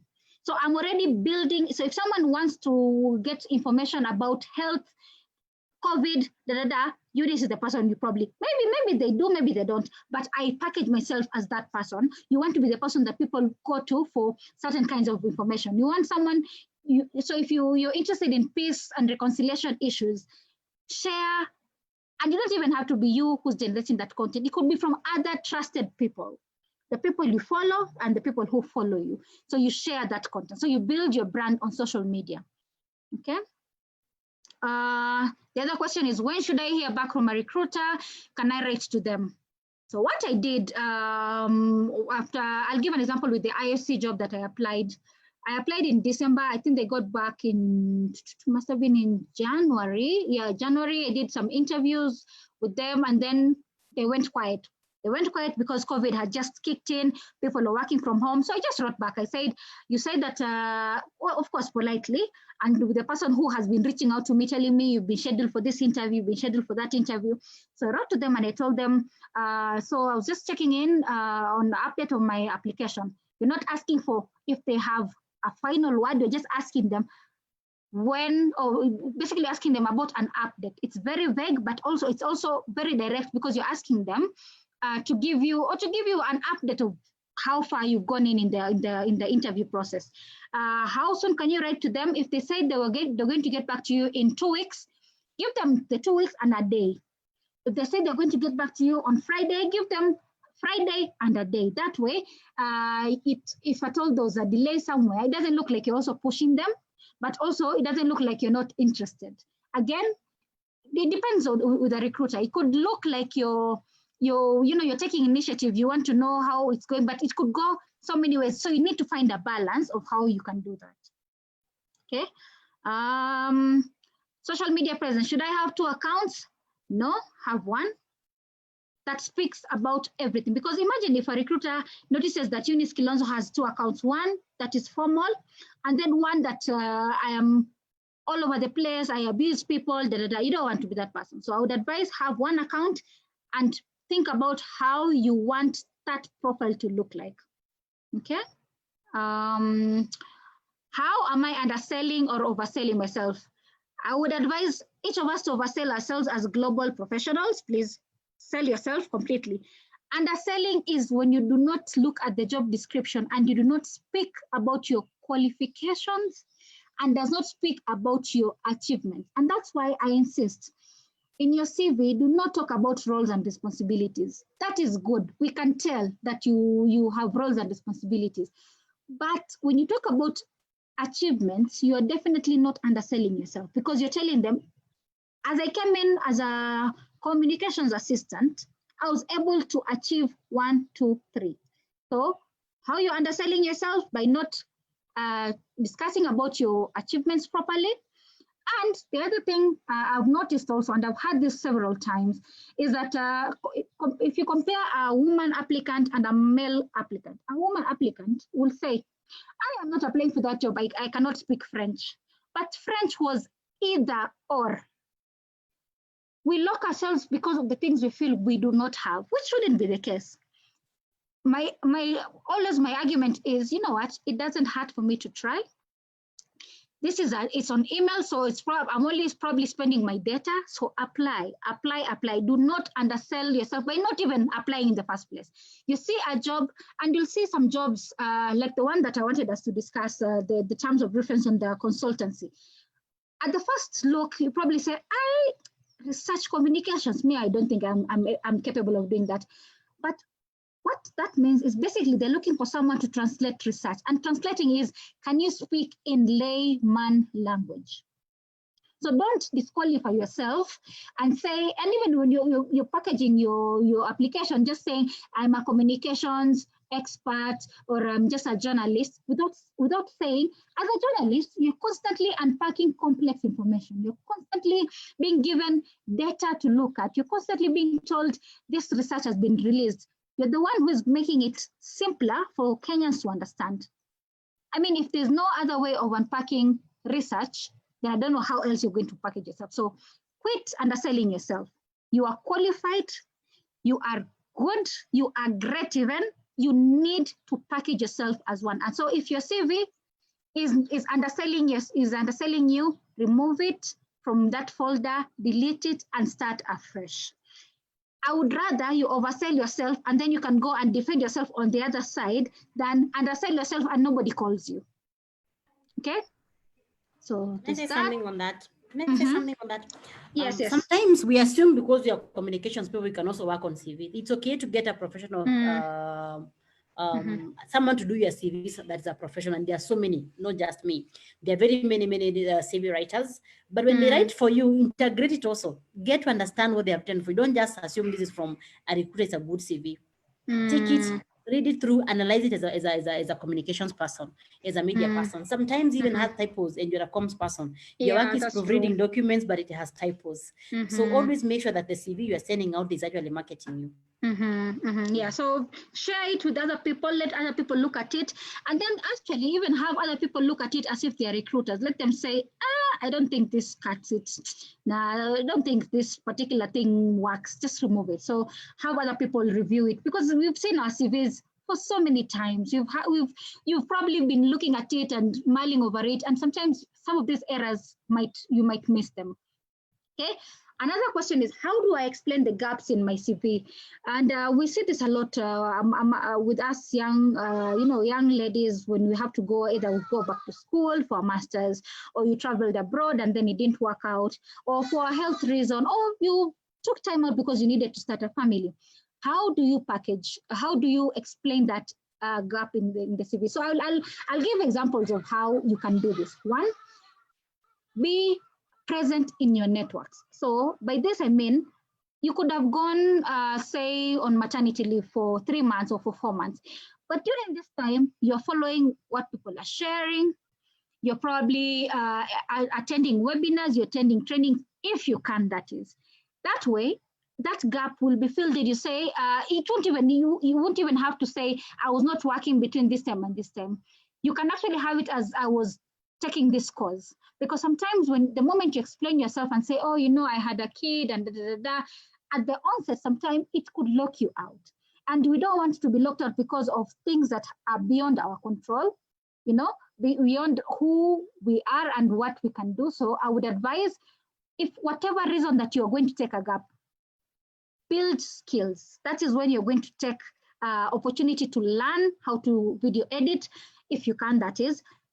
Take it as an opportunity, those gaps as an opportunity for you to clean up and learn and just keep the discussions with your networks. That way, when you reintegrate into the work system, you've not lost so much. You still somewhat okay. But I would open it up for Jen and others to also comment on how to explain some of those gaps in your CV. Yeah, so what I would say is I'll just emphasize on what you have said. Whatever you do, please leave, even if it's a little finger in the space. You take a gap and then you just go stay in a corner somewhere. You lose contact with what is happening in your industry. When you come for the interview, when you come for the interviews that will come out, you'll be very rusty. So even if you have the best qualification, you'll still not be able to, because when you stay away, even your confidence erodes. So it's not just about the technical skills, but you even lose out on all things that people want to see in someone that they want to employ, the soft skills. So whatever happens, if you're not working, be in those groups. I'm happy that some people that are not working in this particular network, because in the network, people get to give you short-term assignments and things like that. And remember, we have online global platforms that you can actually get jobs and light from your very own house. If you're working, always make sure that you have a laptop for yourself. Even if you're earning how much, make sure you actually own a laptop, because the day you not be working, that laptop will actually enable you to work from your house, to do things online. So for those who like, I'm just going to drop it in the chat. Platforms that you can actually register today online and they'll pay you. We have the Frontiers, we have the Flex Work. So if you have time or if you're not working, log in there, create an account. Actually, they are free, and you get to have people giving you jobs globally to just write maybe documents for them, to proofread, trade press statements, even in media, whichever profession, so that you don't get out of the space. Blog, do something. Just make sure whatever happens, you are not out of the space completely. Even if it's a little finger, please leave it in the space. For whatever reason. There are so many WhatsApp groups. Join those groups. Get to understand what people discuss. If you don't know something, research, and most important, get a mentor. Get someone who keeps you in the loop of what is happening in the industry. Yeah, that's true. So I'll give an example. For me, one of the mentors I have, one is Udwak, who I followed on LinkedIn. She was looking for people to mentor, and I just wrote to her, and I got into her mentoring circle. And I will not lie, Udwak is such a powerful, inspiring woman. And she, she taught us how to keep time, how to present yourself, how to talk, how to package yourself. And after that, I remember, like, my CV, this is not how my CV used to look like up until maybe last year, must have been last year before, I think in August. She linked us up to a CV writer. So I'll share with you the name of, she's called Super, so XUPA CVs, super.com. And she looked at our CVs and she was like, no, you need, for your qualifications, this needs to come up, this one needs to go down, remove this, remove that, edit this. And you need to have people who are going to not to baby you and say, oh, this is a nice one, it's okay, people are just mean out here, they don't want to hire you. Maybe then what they're not telling you is that your CV is horrible, and they're not sure how they can break it down to you softly. So if no one has told you, please go back, look at your CV, look for mentors, look for people to give you truthful feedback, people who will tell you, you see that job that you're applying for, maybe this is not the right time to apply for it because you need this and that skill. So to plan for that job in the future, start building those skills right now. You want to be a director of communications at this and that organization, but you're not building any skills in managerial work. You're not, you're not building some of the core skills that are needed for that job. I know I'm pushing that we should think of ourselves as global professionals, but you need to put in the work. It's not going to come just because Eunice gave us empowering words. I'm afraid it won't work like that. You need to put in the work. Applying for a job is an actual job. Okay, so get mentors, get someone to review your CV. And as Jen said, get some of those networks and learn and sign up and stuff. And then one last thing someone asked also was, remind me one last time, what should I capture in my cover letter? Your cover letter is not your resume or your CV. Your cover letter is your telling your potential employer that I am the person that you've been looking for, I am here. So how your skills and their needs marry. That is what you should capture in your cover letter. Okay, I think, so let me go to the charts now. So I'll just leave my contacts here. My Twitter, for those who want to reach out on Twitter, if you need my number, it's on the group. My LinkedIn, you've all seen it. This is an email address that I use a lot in some of my consultancies and stuff that I'm doing. So if you need anything, just reach out to me, but text and WhatsApp is much easier. So I will now jump right into, I'll stop sharing now so you can see my beautiful face. Okay, so I will go into the questions. Let me see where I left them out. Okay, so there's someone who asked about responsibilities versus achievements. What should you capture? I would advise for anything that you, for a previous job, talk about your achievements, because again, if you're going to jump onto responsibilities, that's space you do not have. So have title of the job, the year, and then, the title, and then now jump right into the achievements in bullet form.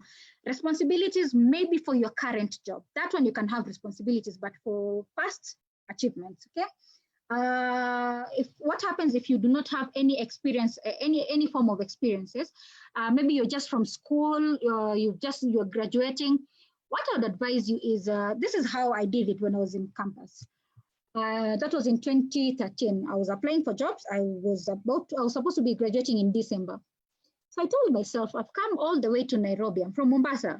Come all the way to Nairobi to come to the University of Nairobi. I've been here for 4 years. I've been studying a Bachelor of Arts in Political Science and Communication. So I have 4 years of experience in political science and communications work. In between those 4 years of being in uni, I also did some internships. So those are the things that I ran with. Those are the things I talked more about in my CV then. So during this time, you could be in school. What else have you done? Have you done voluntary? Have you done internships? Package them, have them in your CV. That is the only way that would set you apart from one of your classmates or one of your other 700 people who will graduate with that year. So do internships, offer yourself for internships. Sometimes internships might not be explicit, someone might not explicitly put them out. So offer yourself to do internships. They might not pay. If they pay, the better, but if they don't, offer yourself. That's the only way you build your experiences. So like for me, when I was for my undergrad, between my second year and my third year, I did 2 internships. And in fact, the last one before I finished campus is what launched me into health journalism. So you never know where your background, what your background will do for your future. So take opportunities right now, run with them, learn from them, and see how you can grow from that. Okay, let me see. I'm looking at the questions. Okay, there's a length of CV. I would advise that if you can, some people say a CV should be 2 pages. Mine is 4 pages, but don't go beyond 4. Don't go even 5 unless you're applying for a CS role. I think Magoha's CV is lengthy and all this, unless you're going that route. But if you're going for for some of these jobs, please make it easier. Yeah, you don't have a whole panel of people looking to go through pages and pages of stuff. So I would advise keep it below 4. If you can do 3, the better. Can I say something? Can I say something on that? Yes, on the length, we see people putting jobs that are not relevant to what they're applying. That's how the CV gets really long. So look at the jobs that are very relevant to what you're applying for and put emphasis on that. The rest you can just mention. If you have worked for 10 years, what is your internship still doing in the CV? If you're applying for a manager role and you've already been a manager 2 times, what is your assistant job doing in the CV and taking a whole chunk of a quarter page of the CV? So look at what jobs are very relevant to what you're applying for and put an emphasis on that. What is not very relevant, just mention. If it's internship and you don't have experience, let it go. Yeah. Unless if you have another reason to associate with it. Yeah, the same way. The rule is keep it simple. Short. Yeah. Keep it simple and short. Yeah. So for those who have KCP and your medals, please remove them from your CV because you don't have space for including that. marital status, year of birth. Exactly. All that nonsense should get out.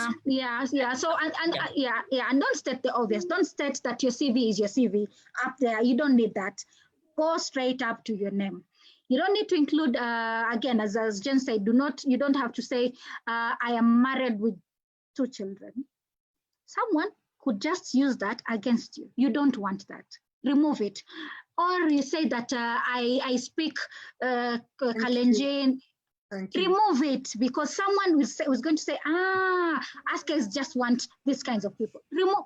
Basically, present. In fact, let me say this: when I was joining Nation, I was in campus then, and my CV, my teacher had told me remove all these identifier items. So my age, everything. So I went in, and Emmanuel Juma was in the panel, and he looked at my CV. He's like, "Oh, you're young." And I was still in campus. I had one of those nice suits from Ngara, those shiny ones. And he was like, "Oh, how old are you?" Then that was in 2013. That was 7 years ago. So I was 23. I was telling him I'm 23. Like, no, but your CV does not say. I was like, but I'm here now, And they're saying, oh, so you're still in school, so you don't have to disqualify yourself by the things you put in. Or I don't know, I live in Nairobi, and if the job is being offered in Kitale, you won't go because you don't even. If I even say, you don't even need to say your nationality, because the moment you're going to put in your nationality, you're going to disqualify yourself. Someone is going to say, and religion. You don't. So in short, stick to the qualifications. Look at what they're looking for and show them what they're looking for. Your CV should do sales and marketing for you. It's a sales document. It's not just paperwork that you're sending. Think of it as a branding document that you're actually sending to go and market yourself. And by the way, the bit about religion, there are people who imagine that when you say that you are a born-again Christian, you're likely to get a job. Don't bother. No. So don't make it easy for someone to pick on you and say, oh yeah, kwanza, yeah, these Christians, let's try and see just the integrity. You're not. It is important that you have those values, but it is not important for you to paste them on a document. Let them know that you are an SDA person when you're at the job, and you tell them on Saturdays, I cannot work. That is another discussion. But for your job, because there are people whose CVs are so good and they have nothing that is about them, and they still get those jobs. And then you're there saying, oh, but those jobs they're marked for certain people. Certain people are you, but you disqualify yourself by putting some of these things. So think about it as your marketing tool. When you think about, I'll give an example of this water. This water, I know it because of what it is presented to me.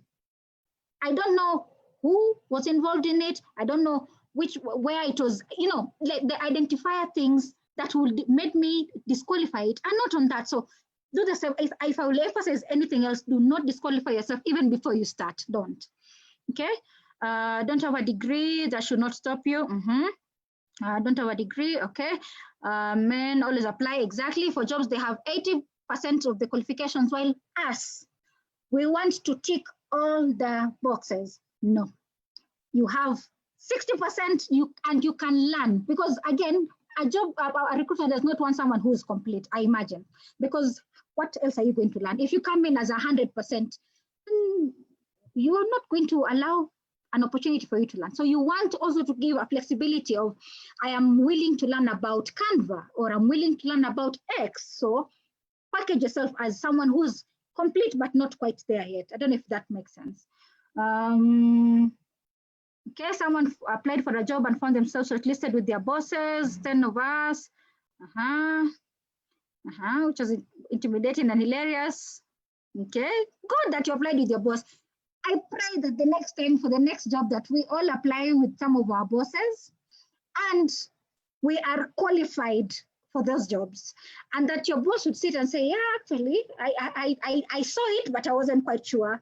So apply for those jobs. Yeah, apply for those jobs.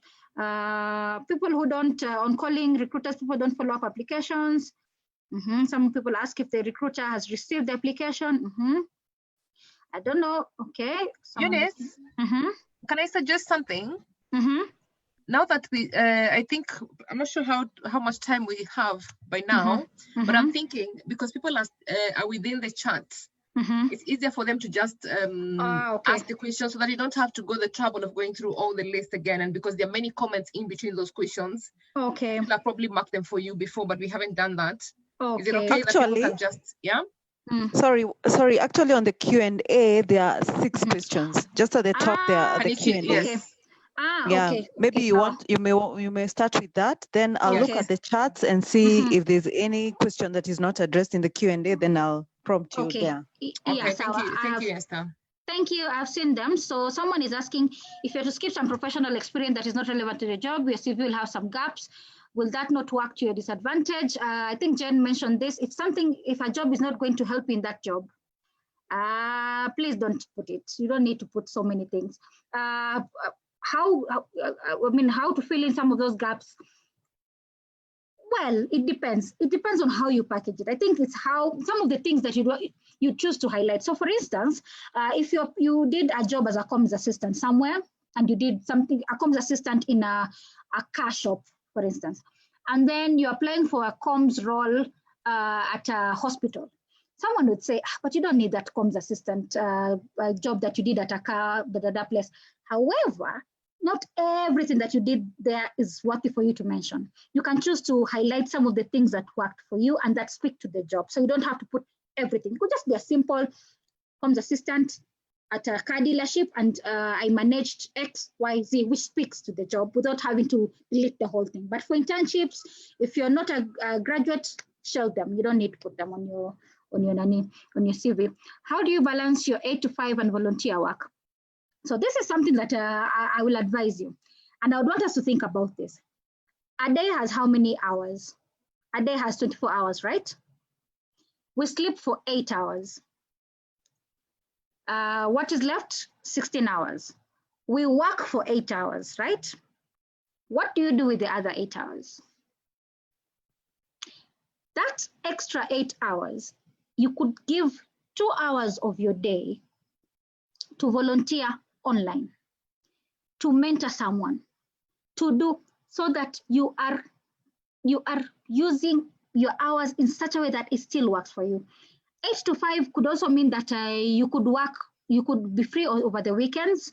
Can you volunteer somewhere? Can you do, so you just find flexibilities and work with the time that you have. If you're a church person and you support ministry, for instance, that's voluntary work that you help in the church bulletin. So find ways of working around your hours. So my CV has the responsibilities of my role in the organization as well as the achievement. Is that too much detail? Yes, it's too much detail. It is. Cut it, stick with achievements, because when someone is, achievements implies that they come from responsibility. Don't state the obvious, okay? So yeah. What advice would you give for someone who wants to shift industries and like to work in development, but previously worked in corporate world? Most job posts look for someone with research and policy experience, which I'm confident I can do, but feel being in the new sector is against me. Well, I've got news for you. I started out as a health journalist. I joined UNEP to write about corals. And now I'm at Safaricom, I'm writing about telecommunication. You can shift. Nothing should hold you back.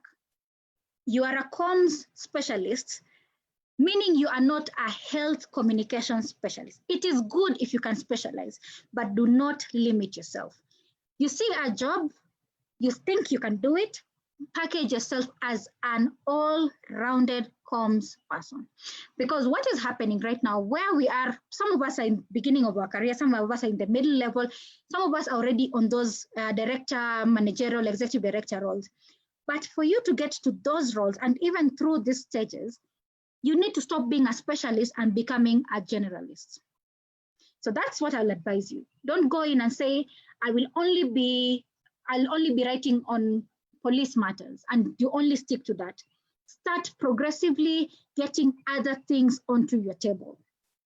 Offer yourself in your organization to do other things, because otherwise you will end up, for the life of you, that person who does newsletters only, but you can do so much more. You can do research, you can do da-da-da. So gradually start moving from being a health journalist to being a science, to being a bigger role.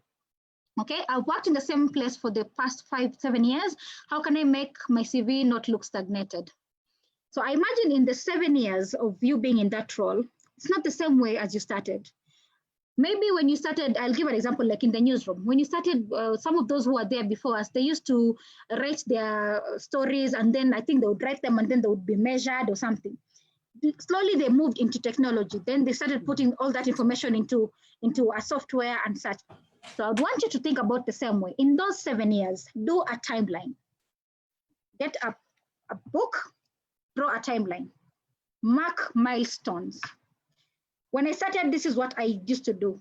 an assistant, I only used to manage one project.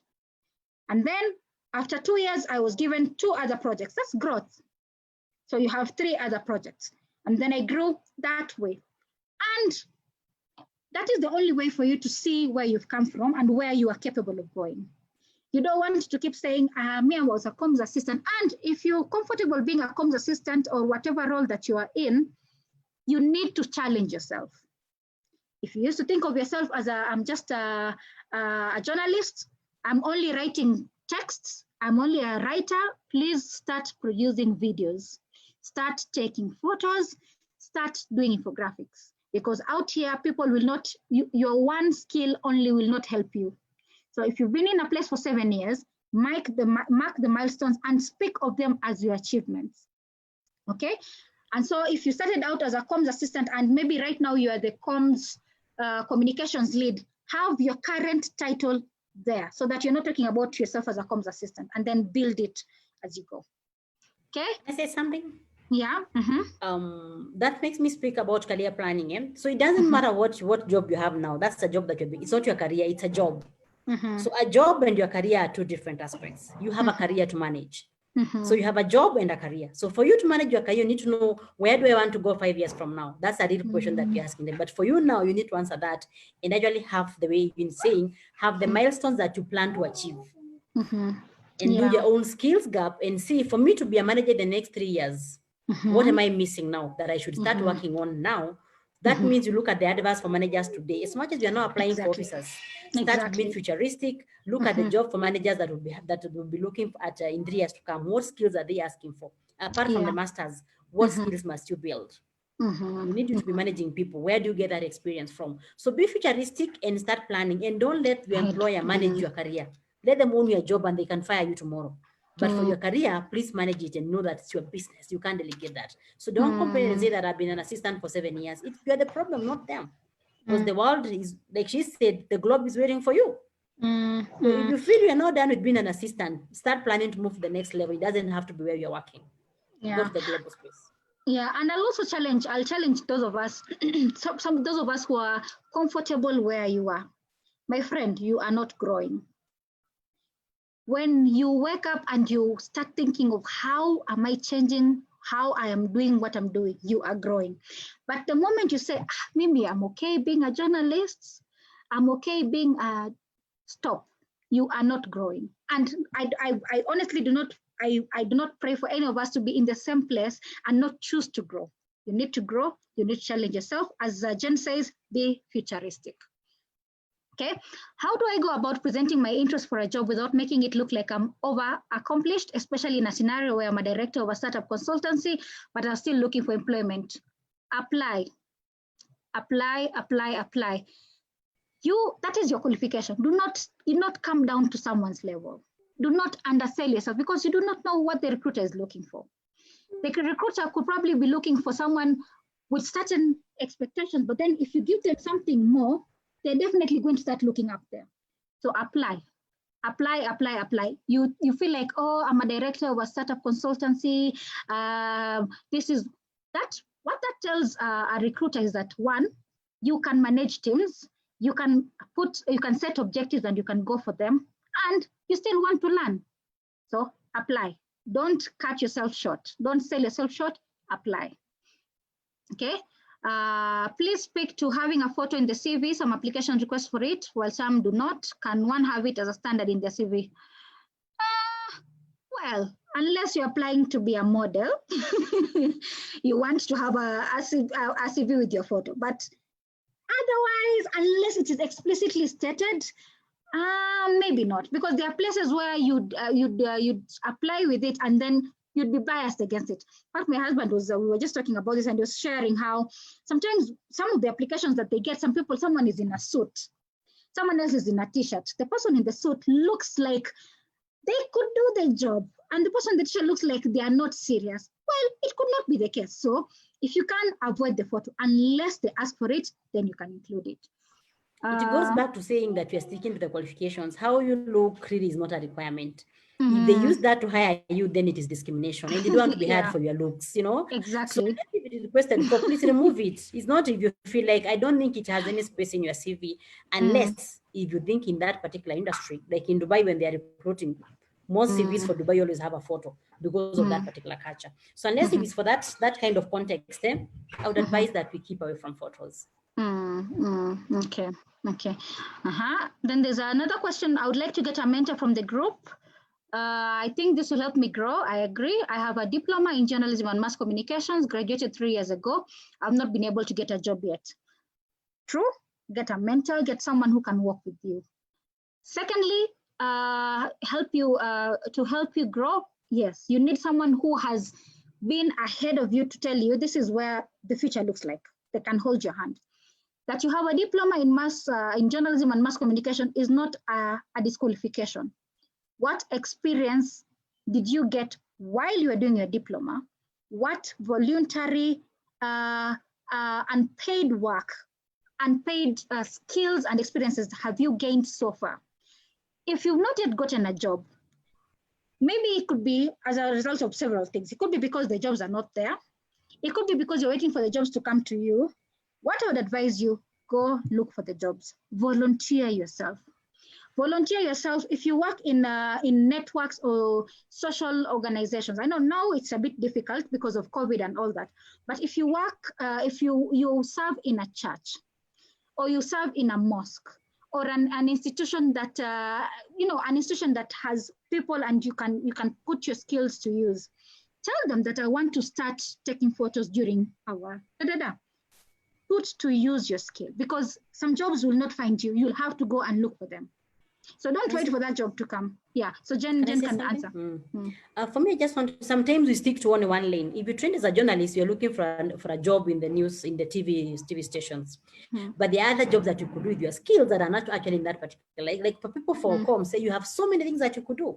From social media management to just writing things to, there's so much that you could do. So take your time and have that, list all those capabilities and see what you can do even without being employed. A good example is social media management accounts just for corporates. There are so many corporates that if you go to their website, you find that the last time they updated that website was in 2018. Just following things on social media, on Facebook, something you could do from your house without even having to go to where they are. So those are things that you can do at your own forever comfort. But if you keep looking for a job at BBC, at Nation Media, it might take a while because we don't know when the people holding those jobs will be moving, So don't just focus on saying, I'm looking for a job because I'm a journalist, I want to be a journalist. No, there is so much you could do with what you did in school. There is so much. So map that out and see, have a multi-pronged approach to the things that you can do. Yeah, and I'll also add on to that as well. Look, as she says, go to some of these organizations if they see where they have a challenge, and then propose yourself as the person they need to solve that challenge. If it is social media that they're not engaging with people social, even do for them a proposal. It might take a bit of time. Do a proposal and tell them, I've noticed in the past that you guys have only had X number of engagement. However, I think for the work that you do, you need to. So like create, in fact, if they cannot give you a job, create it for yourself. Create your title. You could even, maybe media and communication specialist is not what you want to be known for. Maybe you want to become a research communication specialist. And you're going to go, say, to Cambridge or whichever other research institution, and you tell them that I notice you have all these publications here, but who is using that information? I propose I can do X, Y, Z for you without divulging too much, but also giving them just enough for them to want to engage with you. Create your own job sometimes. Creating your own title also works. Another question is, how do I package my CV in the midst of changing positions within the same organization? I began as an accountant manager, moved to client service manager, and currently as a HR admin. Perhaps, Jen, you'd want to address that? They started out as something else, and now they're something else. You're on mute. It depends with what they want to do. Sometimes people get and you get disoriented and you don't grow and you keep picking the job that is available. So if you move from accounts to client relations to now HR and admin, you need to decide where you want to go with your career. and start focusing to where you want to go. Do you want to stay in HR? Every day that you're spending in HR, is that contributing to the dream that you want to have? Every day that you're spending doing what you don't want to do, is that contributing to the dream that you want to build? So if you keep picking jobs that are not adding up to where you want to go, it might delay you, because the next time you're looking for a HR job, they'll say you don't have the academic qualifications. You know what I mean? So it's very good to be very focused. As much as you're saying taking a job, be very focused in what you want to do, and know what you're doing today is building your tomorrow. So you could be building or making you stay stagnant. So you still have a chance. Please decide what you want to do and start focusing to what you'd like to build. Otherwise, you can be an assistant or an officer for a very long time, because you're not building up the experience that is required to match with what you want. If you want to be in HR, start then doing a career mapping for yourself in HR. What are the skills gaps that you have for you to stay in that particular career? So make a decision and work on it. And then another question is, how does one identify a mentor? Maybe if one is in a position to be a mentor in the group, please let us know. One thing that I have learned about mentorship is that it's a give and take. A mentor is not someone who will be waking you up and telling you, have you applied? Have you done? A mentor is both ways. What you can give them, because they are also learning. As mentors, I mentor a few people, and it's not the easiest, I won't lie. You have someone who either is always very upbeat, they're always reminding you, but then there are all these other things that you can do. And you have to be realistic and say, I can only do this number of people, and I can do up to this extent. So what I would advise you, how do you identify a mentor? You need to look at who do you want to be, or who embodies where you want to be. So if you're looking in, let's say in this group that we are in, and for the life of you, you want to be into development communication, and specifically in the Ministry of Foreign Affairs, look for that person. I think when we were doing the intros, there's someone who said that they're in Ministry of Foreign Affairs. Speak to them, ask them, I want to grow in the field that you're in. How can you help me? This is what I'm hoping that this engagement would look like. Is this something that could work? It's voluntary. It takes time, it takes resources. So you don't just say, I want Eunice to be my mentor, and then you sit and wait for Eunice to do stuff for you. We're not magicians. We can only do so much for you, only with what you have. And I know this because of the mentors I also have. Some of them, I go to them when I need to make career decisions. When I was shifting gears from health into science, into telco and such, I went to them and I was telling them, this is the dream that I have. I think I want to do X, Y, Z. So you need to identify someone who helps you at different phases of your journey. So not all your mentors will do everything for you. You probably need a mentor who will be working with you in career, and more specifically, how to negotiate salary, because we know we undersell ourselves. We get the tiny pieces of what the job offer gives. Some of us will want a mentor to do. So you need to identify who you want to work with, or who embodies what you want to be, and what they can do for you. They can do everything. You need to identify specifics. I would advise that would be the best way to do it. You need someone to look at your CVs. You need someone to guide you in an application. You know someone that is for this. You need someone who can tell you, now you've been in this job for too long, you need to move. So you need to identify. Yeah. So I think with that, I think also the person was probably asking, can someone put themselves up as a mentor? I think identify who you want, and then see if they would be interested to be your mentor. Yeah. There are any other questions? Yes, actually on the chat, there was a question on putting the professional bodies that you're part of, where you're a member, Amway, PRSK, blah, blah, blah. Yeah, so that could come in. I think in my CV, I have it in trainings. I think I have it in voluntary trainings and membership. So you can put them there. Or it could even be in your signing, what is it called? Your signing, your email signature. So then you need to find a way to play with this so that you're not putting everything everywhere. So your professional organizations could either come into your CV, very briefly, not going into the details of I joined on this day and I did member PRSK, member Media Council of Kenya, for instance. And then in your CV, in your email signature at the very bottom, describe yourself. Eunice Kilonzo, health research, member of this with a link, this. So then it still complements your cover letter, unless it is explicitly asked in your job description that you need to be a member of professional bodies, then you can mention it. But if it's not, don't burden your documents with that. Yeah.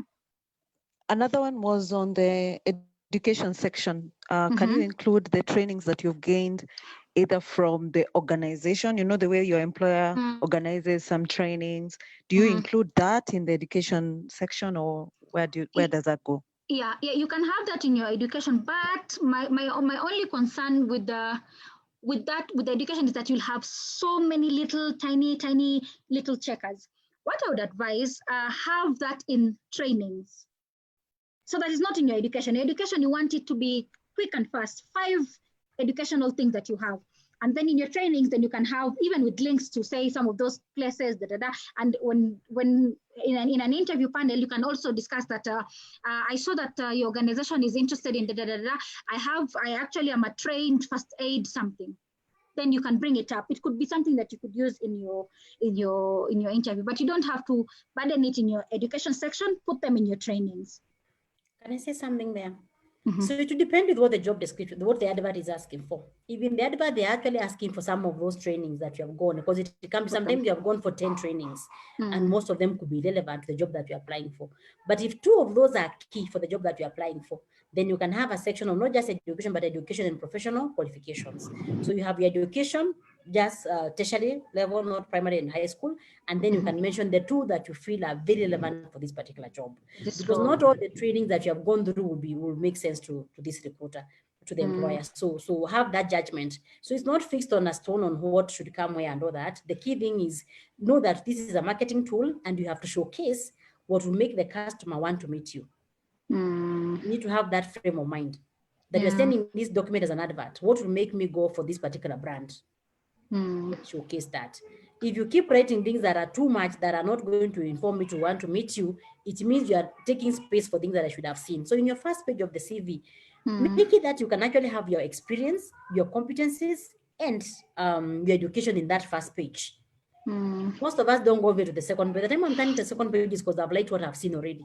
30 seconds, we are done with your CV. So don't have training that will not help, Yeah. the job. Okay. Any other question, Esther? Maybe Yeah, I think one more question and then and another, which is a comment, and then we wrap it up. So somebody had, I think this is a concern where they say they have a Facebook account that keeps being hacked. So I think there's the fear that by pulling down, they're also pulling down like all their traces on social media. Probably they've even put, their work there. So they're wondering, how do you go about it? Do you keep creating a new account? How do you do this?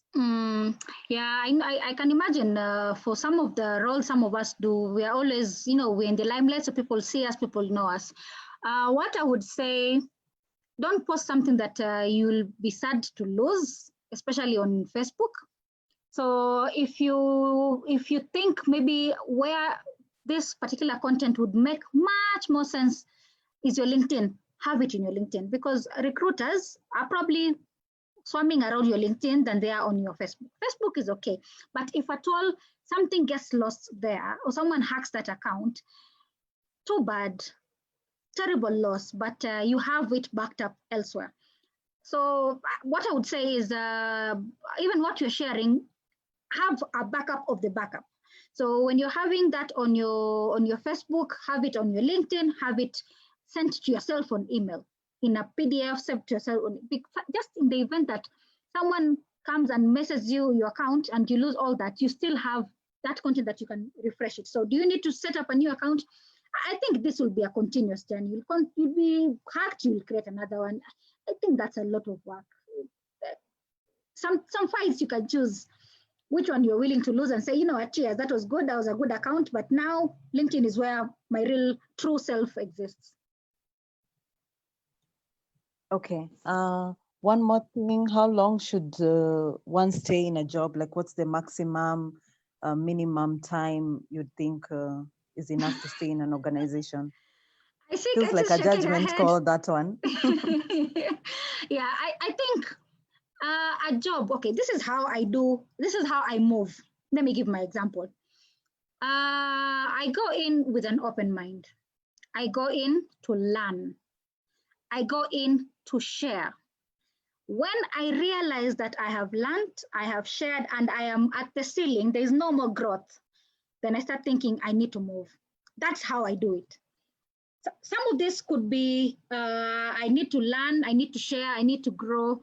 It could be 3 years. I was at Nation for 4 years and 3 months. I was at FHRC for 2 years, almost 9 months. UNAP was a consultancy, which is perfectly okay because Mimi, I just needed to learn. At Safaricom, how does that look like? I'm there to learn. I don't know much, but I'm there to learn and to bring all the experiences I've gained throughout. So this is a judgment call. You see, if you feel like you're just pushing envelopes and papers in the same place, global professional live. The world is big. There are 196 countries that you can go to, move. But if you feel like I can stick around, I can do da. Also, it's your call. You get to see what works for you. Can I say something? But whatever happens, don't be a fixed asset. Let them not be labeling you and they're labeling the seats and the tables in the office. Because sometimes you stay there as an assistant, you become moody because you keep complaining that people come from outside, they take positions, is because they have something new and they keep saying, Muganga heshimui kwao. So it has to be you to know whether you have space to grow outside, or we can keep judging you and saying, she just has 3 years experience, she doesn't know this. People will respect you. If there's no room for growth, as you said, and you don't have to be an assistant all your life waiting for opportunity to come from there. Just know the world is waiting for you. You did not go to school for that particular employer. The world is waiting for you. So have your own plan. Like I had said when you were starting, have your own career management plan. That 3 years from now, I want to be this. By the time I'm doing my 7 year, I need to be ABCD. And don't feel shame changing employers because you've just gotten this job. No. It is about your interests. This is a job, like I said, it's not a career. That is a job that you have and they can fire you tomorrow. So always know you don't have to keep explaining. It's a job, do your job well, contribute, but know that beyond 3 years, you need to start looking. If you're not going to grow in there, grow elsewhere. Yeah, and have no apologies about that, Yeah. And just as what Jen has shared, you need to, whatever role, job you're given, do it diligently. Do it with all your heart. Do it with all your passions. Do it so well that you will leave, but someone will say, Eunice, if Eunice was here, we wouldn't be having these problems. Be an exemplary worker. That is the only way that someone would say, Sawa, you're leaving. It's not a good riddance. Hey, afadhali ameenda. Do it with your dedication. Do it so well. If where you are right now is a journalist, and probably it's not the best, you're probably thinking, I need to get to shift. Where you are, don't burn those bridges. I will tell you, because all the people I've worked with, they're still people I will talk to, the people I will go back to. And even my current employer, my current boss, my supervisor tells me, don't burn any of those bridges. These circles are small. We could be global professionals, but our circles are pretty small. You could be here, you're saying, I'm done with those people, like they were evil and I don't like them. You could go into a role and you need to work with the journalist that you talked badly to because they asked for press statement and you refuse to give it. And now you're even begging them to publish your story. Do it diligently. And something that I should have actually mentioned, for all the applications that I've put in, I have prayed over them. I might think I know, but I believe that there's a supreme being who has a bigger picture. Maybe I'm moving my chess, pieces right now. I'm like, I need to go here, but maybe God is like, that's a small place you want to go. I want to take you somewhere else. So pray, be diligent, and do not be afraid to apply. You see a big job as a nice title, apply. You have nothing to lose. I feel like these questions cannot be exhausted. Some keep coming in. Maybe we need to just agree that some of this will be taken on by Jane, who would be coming much later for another session. because there's a question on salary, which I think HR would be best to do that. There's also another one for determining what is your hourly rate or your daily fee, especially if you're moving to consulting. Is it wise to have a referee from your current job? So I don't know, maybe you want to wrap up with those. If there are any others, ladies will have to do this again when Jane comes on board. Yeah, so maybe just something. Let me just share. This is just a run through. Let me share my screen. Can I share my screen? Am I able to share? I don't know. Let me see. Oh, sorry. Let me just share something. So I know I had asked us to look at this particular. This is just a run through. This is I'm not going to go into the specifics. When you see something like this, terms of reference, I hope you can all see it. Terms of reference for communications consultancy. This is a job any of us can do. However, those who get it, or rather, this is a job any of us can apply to, but those who get it are those who are going to speak to this bit, people who are going to speak to these 8 countries, people who are going to speak to, let me see, what Candice was sharing, am I fit for this job? You see this bit of the background, read it and understand it, because this is what your potential employer is looking for, and they want supporting, and they are all about. So know about that, understand it. Objectives of the consultancies. This is exactly what you are expected to do. These 3 things, and then the specifics are over here. So we'll go through each section, each of these 11 activities. Provide advice on key outputs of the data. Advice is, you know, what is a critical element of a report and a brief. Technical guidance on graphics. So you know how graphics sit on a page, you know how to balance white space. When you're thinking, and they might look like huge terms, but basically is how will it look like if you was to look at it from an angle, or the layout and the design aspect. So this, you can always learn these things online. How to roll out a social media plan. So you need to know how to make a social media plan. How to do that, you need to know. So basically, all this, before you even get to the qualifications, see if you can answer and you are qualified for these jobs. If you have 8 to 11, 8 of the 11 need the things that they need, apply. If you have one of the 11, maybe take time out and build the skills of the other 10. Okay, so don't lock yourself out if you can answer some of these things. Minimum qualification, the qualifications, speak about them in your cover letter. Here, when they say that you need to have excellent command of English, someone is talking. Excellent command of English, how you write, how you punctuate your da-da-da. So some of these things is you show them. You don't need to tell them that you can do it. You just need to show that you have technical assistance using virtual platforms like Zoom and such. So go page by page. Eunice. Yeah, through and yeah. So I'm done. I'm actually done. Sorry. I promise I wasn't going to take too long, but I stopped sharing now. Okay. I just actually wanted to say maybe we can continue. Maybe we can continue with that conversation on that consultancy, or probably others on the WhatsApp group. Okay. So that we don't take too much time. I know we've already taken so much time already.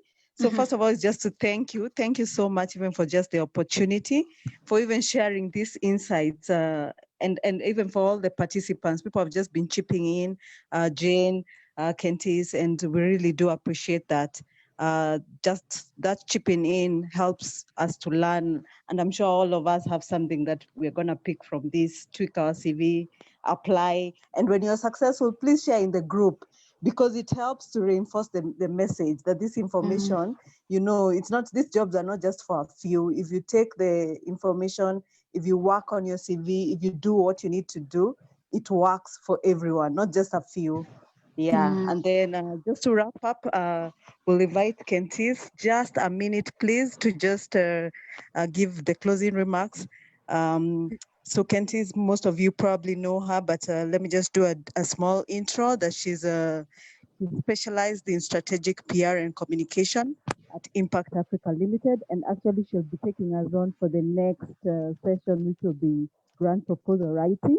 That is the coming Saturday, and the time is 10 to 11:30. We'll share a link actually that people would need to register with. But Kentis, just maybe you can wrap it up. Just give us a remark, and before everyone leaves, just after Kentis, we'll all put our videos, do our group photo, you know, and then just wrap it up. Okay, Kentis, please.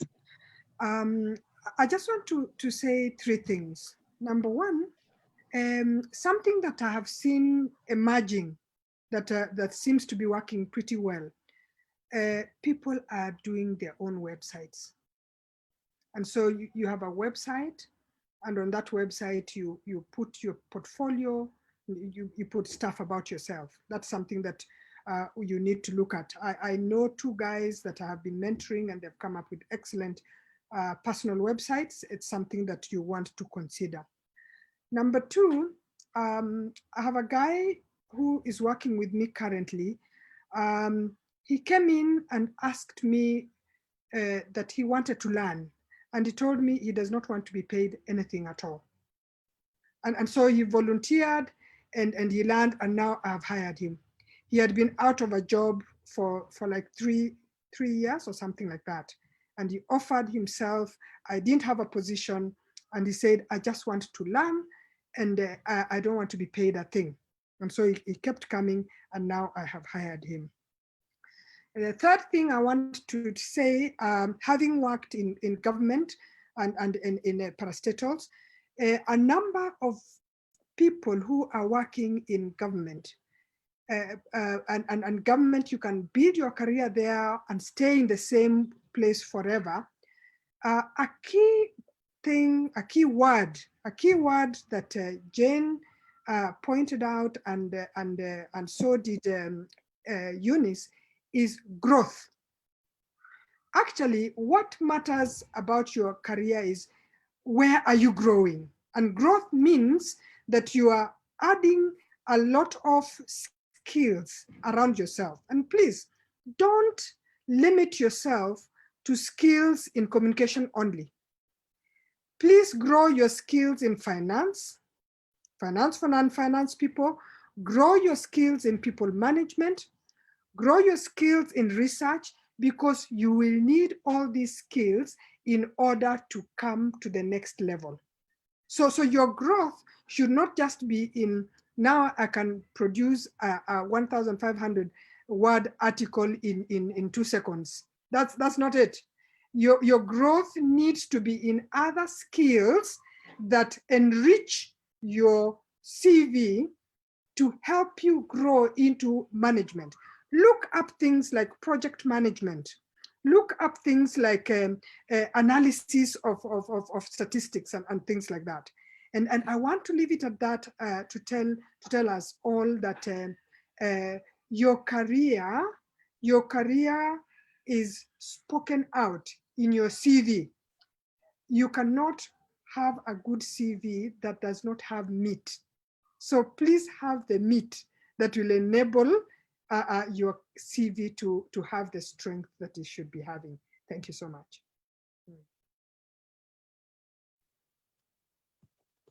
All right, great. Thank you so much. Pick something, guys. Pick something. Apply. Let's make it work. You know, let's shine. Let's apply for those jobs. So if you can all put your videos up now. Those of you who are rushing to get your lipsticks on, we want to just take a group photo and just make this memorable, even when we are doing it online. Sheila, are you there? Yes, I'm here. Okay. Are you capturing this? I can't hear you. Are you on mute? I'm saying I'm waiting for others to put their videos on, and then I'll capture. Ladies, if we can just do that and then we just end. I know we've taken so much time, but this topic is just a hot one. I don't think we can exhaust. I'll pick all the questions that were not answered and we'll do them in the session with Jane.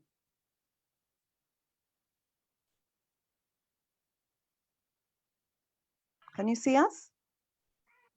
Yay. Yes, I can see us. I can't see Patience. She went to get Yeah. her lipstick on. I'm here, no. All right.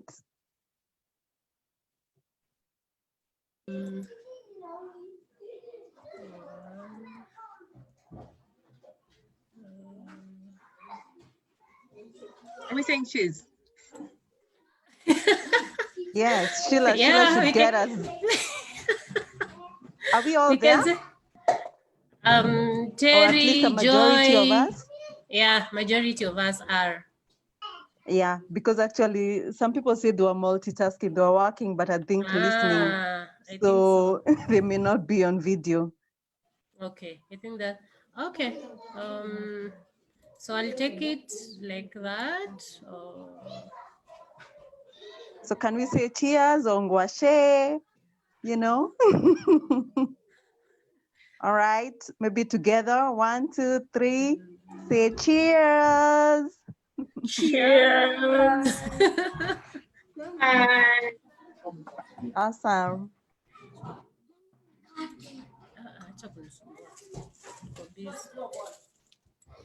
Okay, are we good, Sheila? Yes. Okay, Yes, we're thank okay. you, ladies, for your time, for attending, and apologies for the technical hit. So many people, for some reason, couldn't attend. I'm hoping we can just rectify whatever issue it was, and next time it will be better. And we'll be here next week on Saturday. Remember, Kentis will be taking us through the grant proposal writing. I think we could all do with that skill. So let's meet next Saturday, 10 to 11:30. Yeah, we'll share the link in the group. We can pick up more conversations and topics there. All right. Hey guys. Okay, bye guys. Bye.